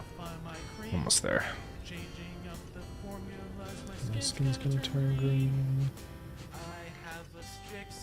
I'm good. Nice. Good to hear. Hey, thank you so much. I appreciate that. Here, let me get confetti. Thank you so much for the resub. I appreciate it. That's awesome. Whoa, whoa, whoa. The inventory's not centered? Or the research notification's not centered? One of them. I didn't get a time to take a screenshot of that. What is up here? I needed moisture, and I need cream. Oh god, it's not centered this whole time? Is my only dream. How is it not centered? What's up with this?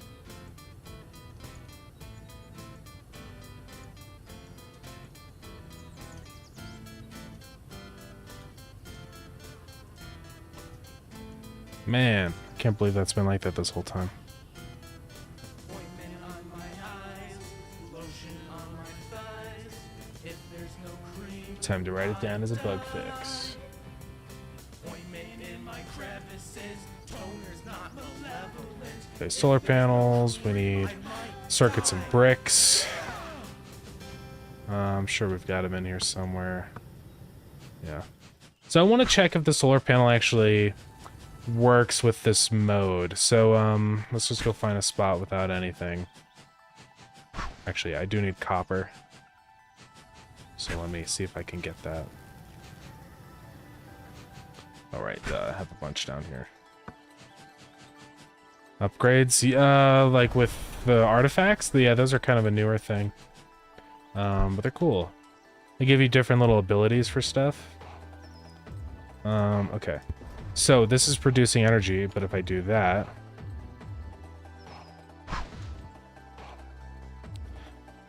Okay, so it's nighttime, but if I do that, it starts producing energy again. Okay, so that is a cheat that I have to fix. It's kind of funny.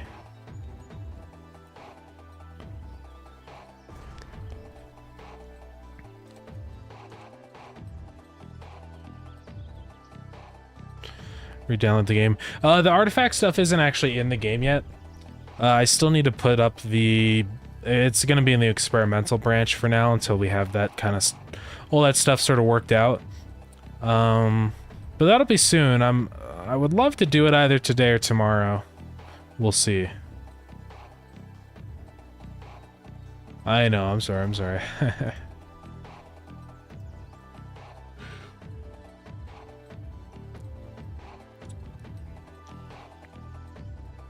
It won't be that much longer. Okay, so this is the problem here. So if global day cycle.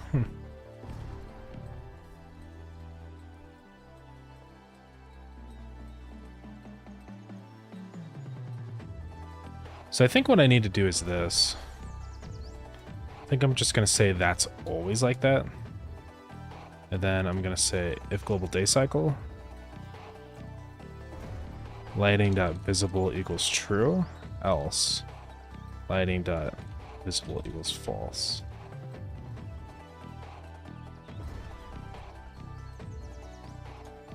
So let's see what that does. Oh, but it just doesn't work, which is odd.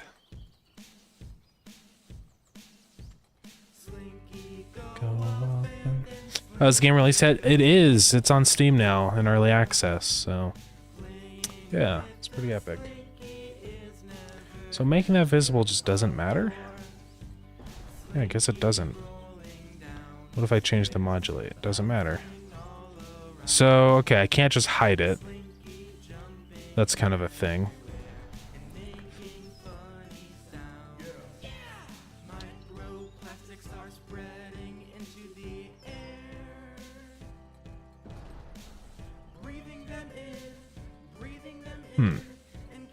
So yeah, I'm gonna have to have a way to keep track of time without this, right? Or whether it's nighttime or whatever.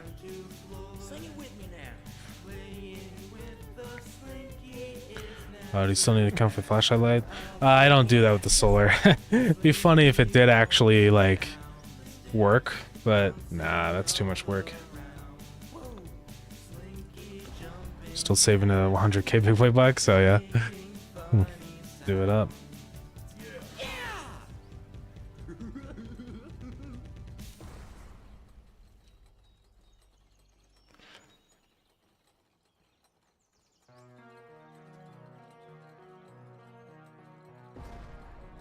Okay, so this is what I'll do here. I'll say...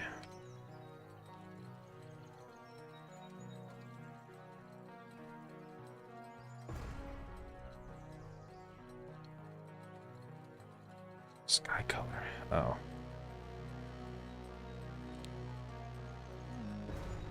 just have a thing that says world color.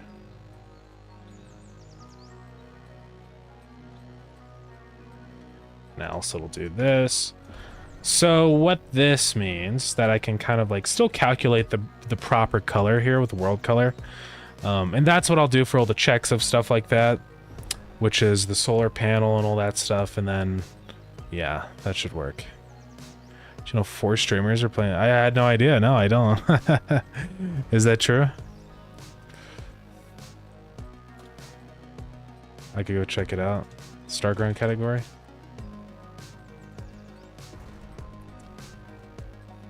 I only see one here. Unless there's other people that are streaming, then they just didn't put it in as the category. But that's still epic. Oh, that. No, that's not a real stream. That's pre-recorded. This is not real.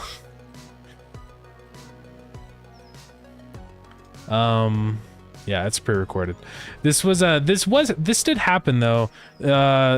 It's all like YouTube videos. You can watch the full thing of this, just on YouTube. But yeah, yeah, it is not. This isn't real.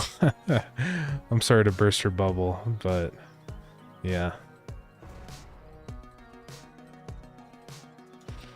yeah. I'm very sorry about that.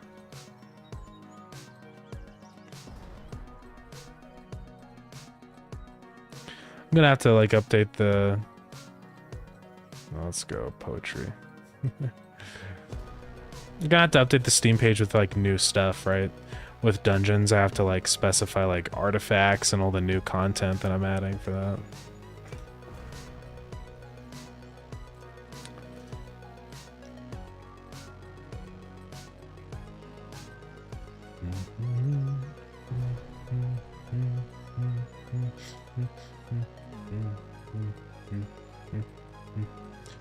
So I'll just have another thing that's bar world color.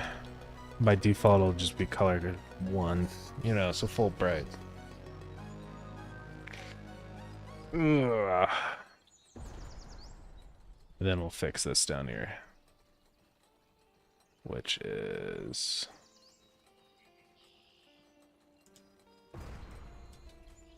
global end game. F global end game. Interesting. I'll just merge this into the same if check. It's basically 0 performance difference, but yeah.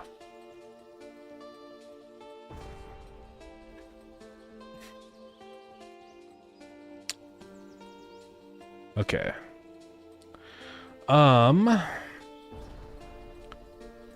So what I'll do, like on the solar panel and stuff, this allows me to modify this for like the night vision goggles, where I can make the actual color of the world look like whatever I want, right?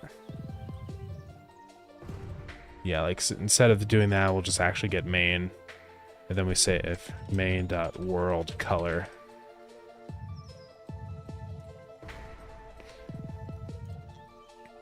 Yeah. Then we're just going to change that for everything. We're going to have to restart the game. World color. So on the lamp, we need to do that on the player, actually. With the flashlight.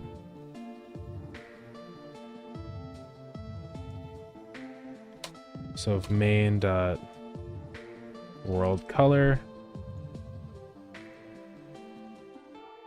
It's basically anything where I reference lighting. So I do it on the lamp. Let's fix that.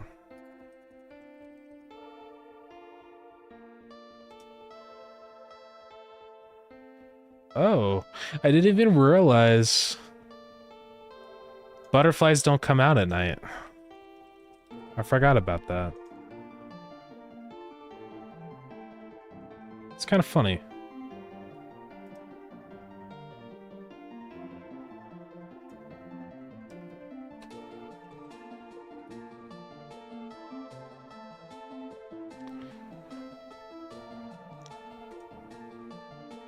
Well, the Steam reviews have the most hours, so yeah, that's awesome.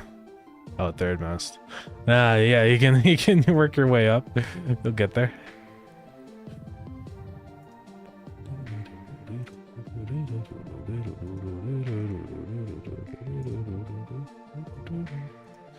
All right, we should be good to go now. Let me just make sure I don't reference this anywhere. Oh yeah, I do. Wait, what? I don't actually reference. Okay. Oh, it's probably just because I haven't saved it yet.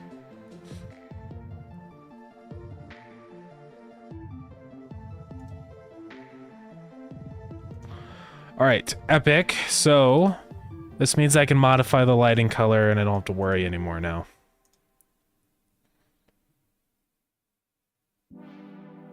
So basically what we're gonna do is just do another check here, which is if global.activePlayer, right? If global.activePlayer dot, I could just say inventory. Maybe I should do that. I say like inventory component on all this stuff, right? But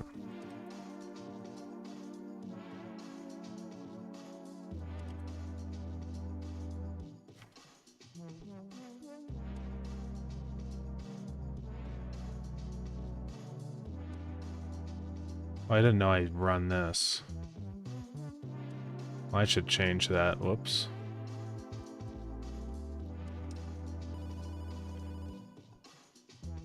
Oh, well, some things are specific, though. Like this, I can move up into check artifact.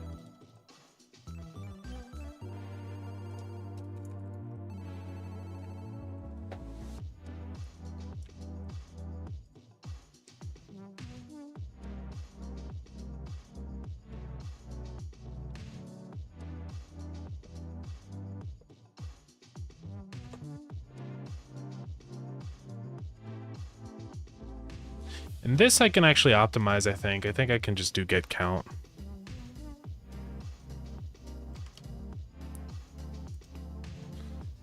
Is the map out and on experimental? Yes, it is, yeah. I guess this would probably be faster, right?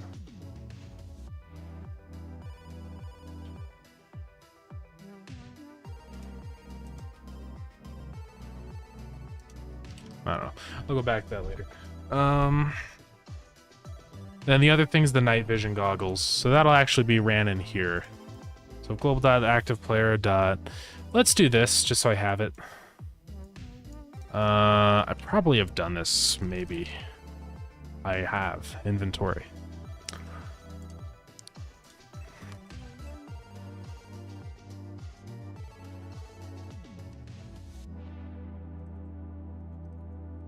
So if that's greater than 0, then we're basically going to say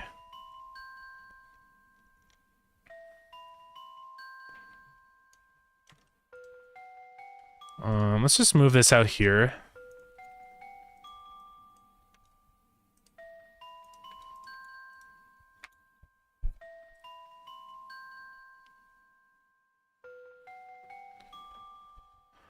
Save for each over all items. So you hold a dictionary of names and use those names to access a dictionary for the item descriptor. To have a dictionary of names. Since names to access a dictionary for the item descriptor. Could do that maybe. Upgrade research. Yeah, there's like you can upgrade movers now. Yeah, I mean the performance is nothing on that, right? So it doesn't even matter. But maybe I'll get around to optimizing that a little bit more instead of using gate count. Maybe I'll use signals. That's always a better way to do it. It's very performant. But this works for now, you know. I don't need to optimize things unless it actually becomes something I need to optimize, right? Ah, shoot. I'm gonna run an ad because we have to. I apologize.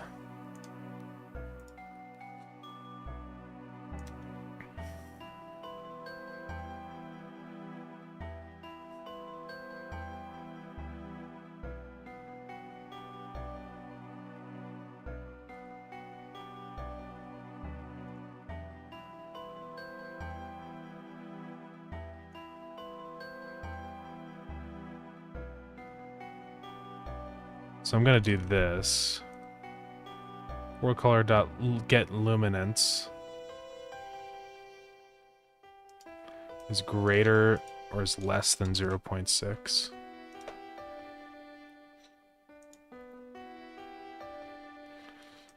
Then I'm gonna say, so if the player, if they have night vision goggles, then we're gonna say lighting dot color will be, I don't know how this is gonna work. I'll have to see. Equals world color times, and I'm just gonna multiply it by green. So RGB, so 0, 0, 1.0, 0, 0, 1.0. So I'm curious to see what this will do. I don't know.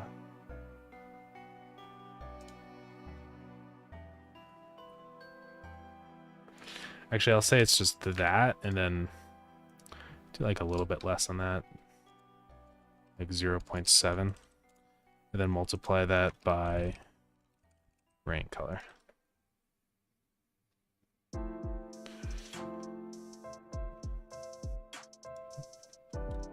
Okay.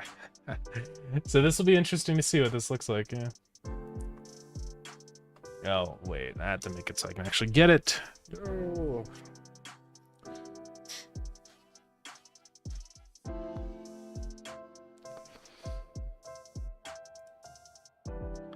Make a funny new feature. If you kill butterfly mobs, have a 10% chance of spawning until you leave the session. I don't know. I probably won't make them killable, but you never know.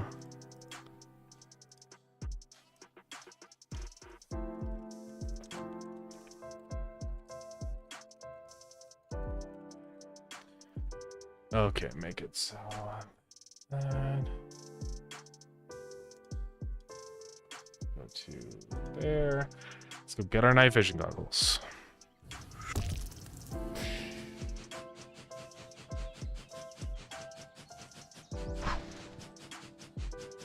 Gotta find a tree. There we go. Ah!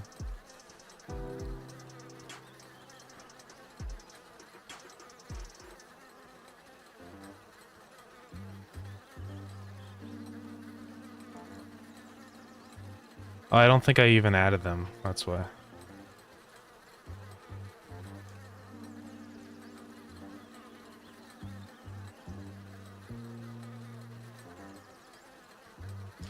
Yeah, it's a Uber moment. But this is an interesting crash because this shouldn't actually happen.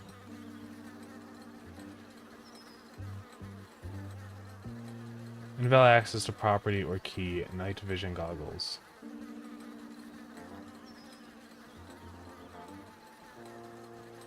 Ah. Odd.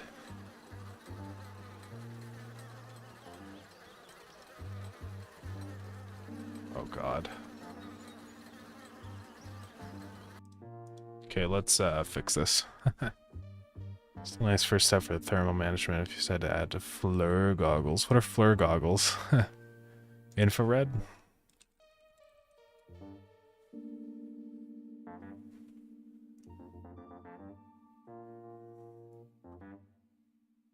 what does the FL stand for? Because I know it's just infrared.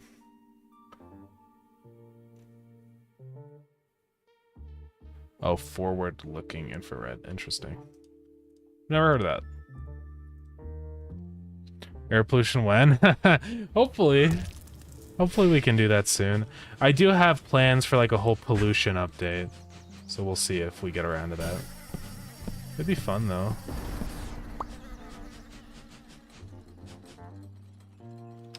Okay, let's save this. So we're just gonna get a preview of what this will look like at nighttime real quick. All right. I don't know if this will look good.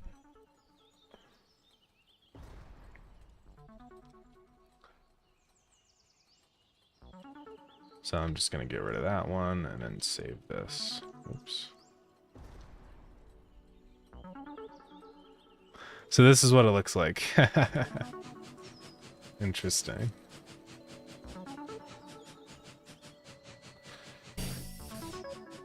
But as soon as the lights activate, it'll like not be green. You'll see. It'll be interesting because of how the mixing works. We have to wait until it's not nighttime. Just drop those out of my inventory for now. Obviously, this will only activate at nighttime, so it won't look as stupid, but you'll see.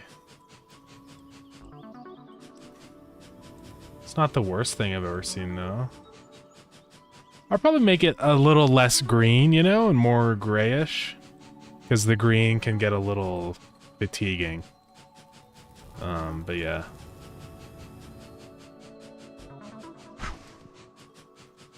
Yeah, it's not bad, though. This is actually a good test to check for, like, color blindness stuff, right? Can people actually tell the difference between, like, different machines? Like, does an underground V2 conveyor look different from, you know, stuff like that?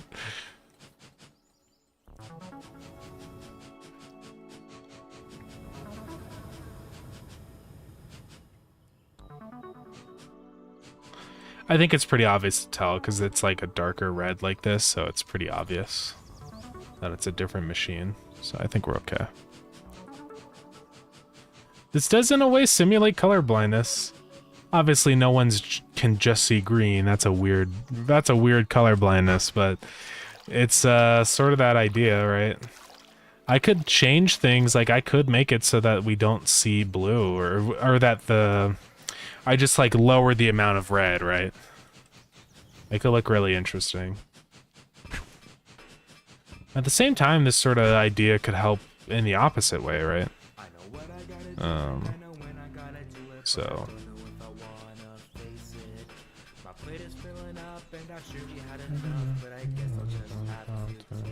I've been led into this false reality. I'm told that it will all be worth it. Why should I put my trust into the system they've created when the system's completely broken? Waiting for the time when nothing's on my mind. Thinking about this and thinking about that. I'm losing up all my wisdom. I'm stuck inside this loop where I don't know what to do. There. Alright. Oh, so you can see it. It's very weird.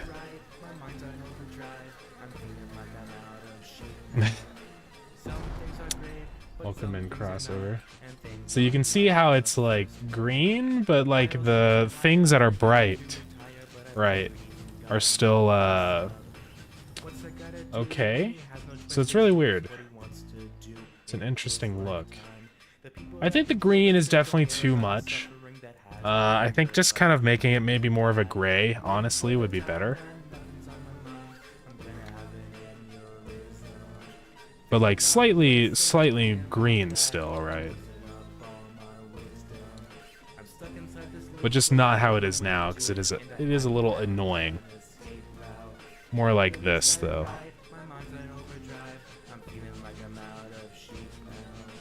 Maybe we add some kind of effect over the screen, like scan lines, you know? I don't know, we'll see.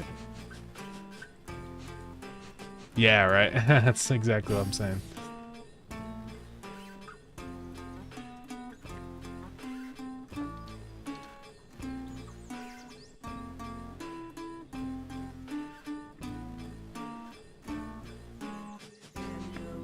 So if I drop the goggles, you can see the difference. It's a pretty drastic difference. I make this stuff a little bit darker still.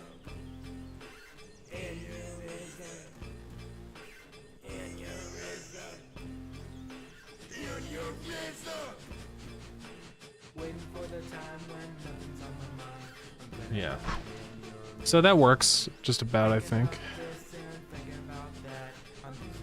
Or it's still definitely like, you can tell it's kind of greenish in nighttime, but it's, yeah. Just makes it a little bit easier to see stuff.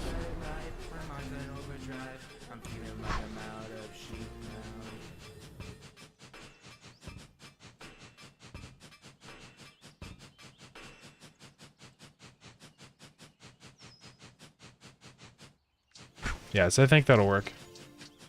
We can maybe spice it up and add some more things, right? But just occurred to me that night vision must look odd, so there's no shadows. Well, night vision uses infrared, right? I mean, that's the thing. Technically, everything has shadows, right? Like, because things can block infrared, right? Or no, it doesn't use infrared. Or does it? What does it use?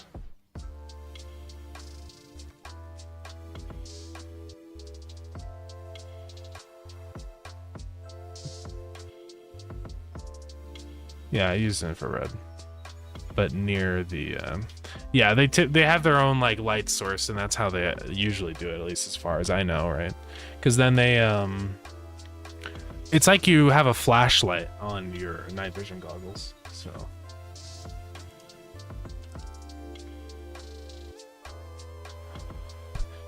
Because, you know, when you look at through those cameras, it's always kind of like grayish or green.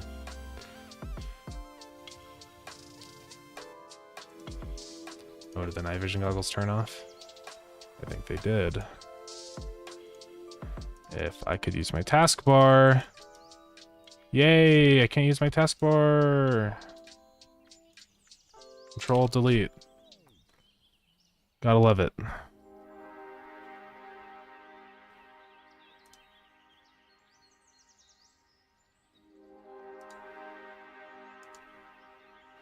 I have to restart Windows Explorer.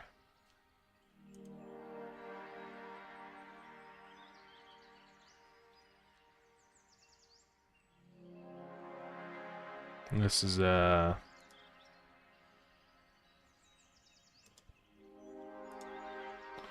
moving. Okay, there we go.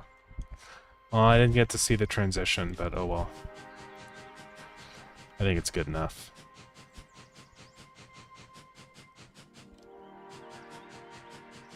We got the whole squad.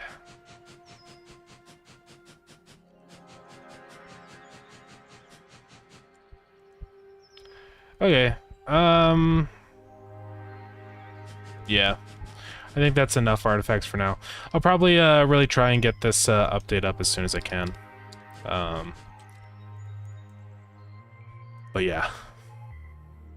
Sees the nuke on your world. Oh boy. We have ideas for how to tie that into actual gameplay stuff soon, which could be fun. Okay, so that's set up there. I think that's it.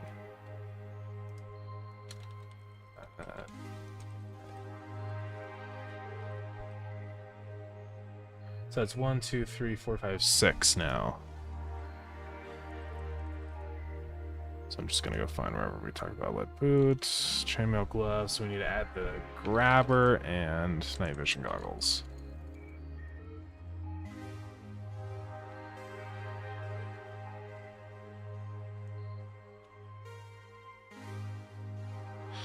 Where else is that? Let's see. Lead boots, find. It's just in the items table. It's in the enemies. Right. And these are actually different.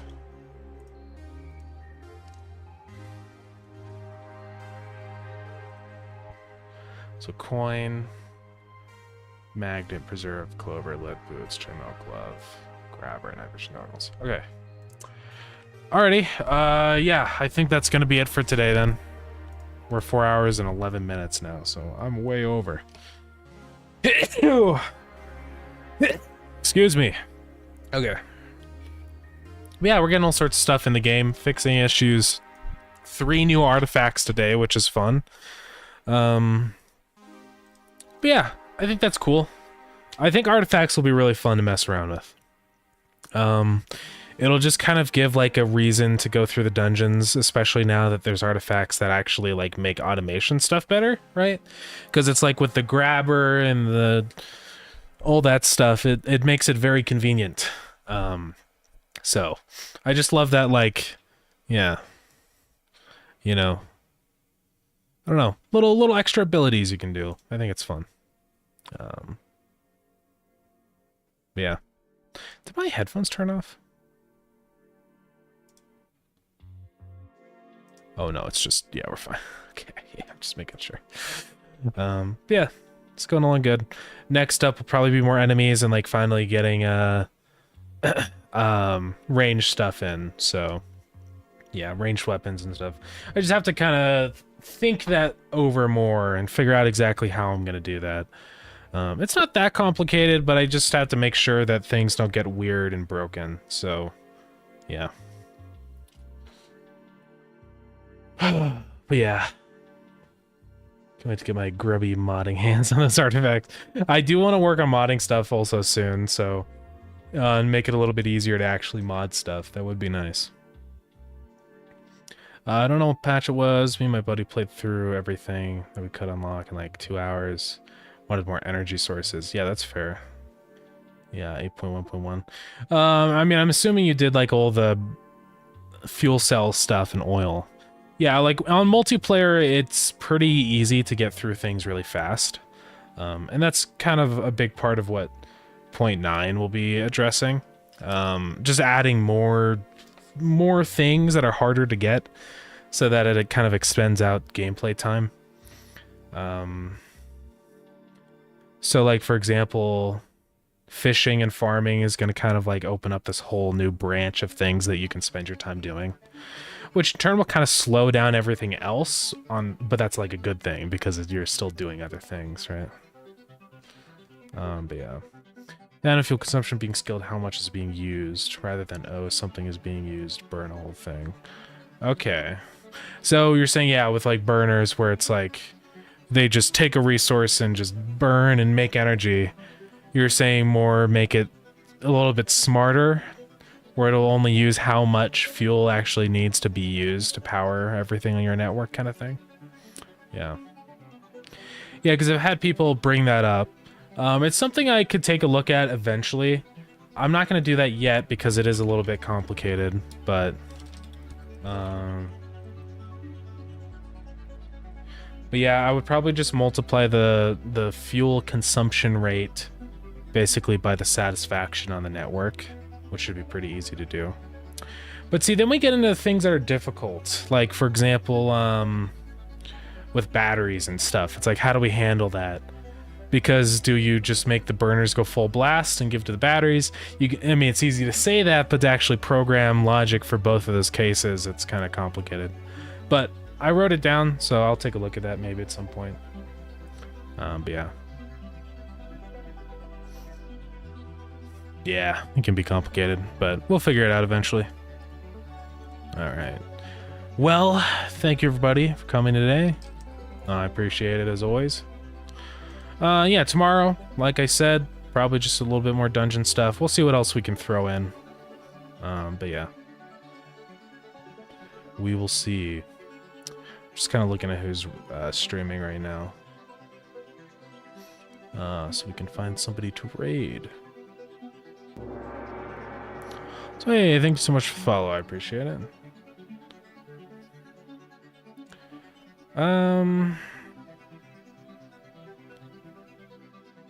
There's really not that many people doing game dev stuff. Finding Focus Dev is on.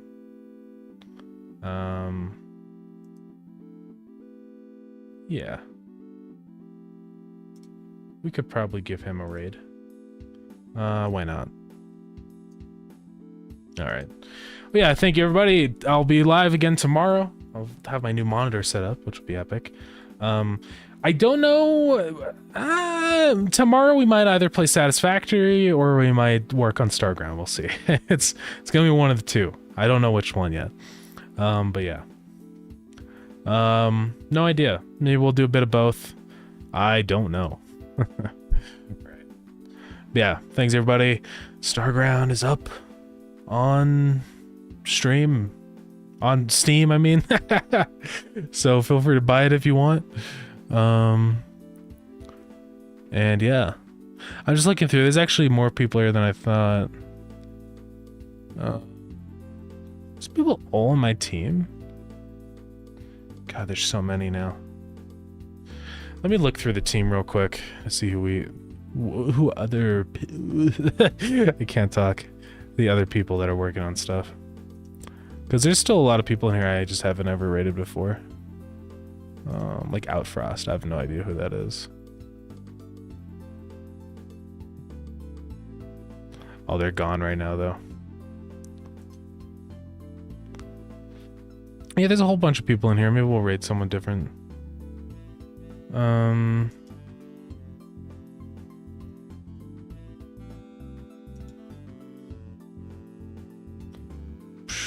What is this? Bracky's Game Jam.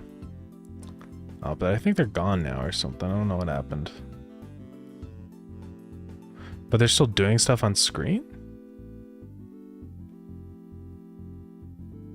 But it says be right back?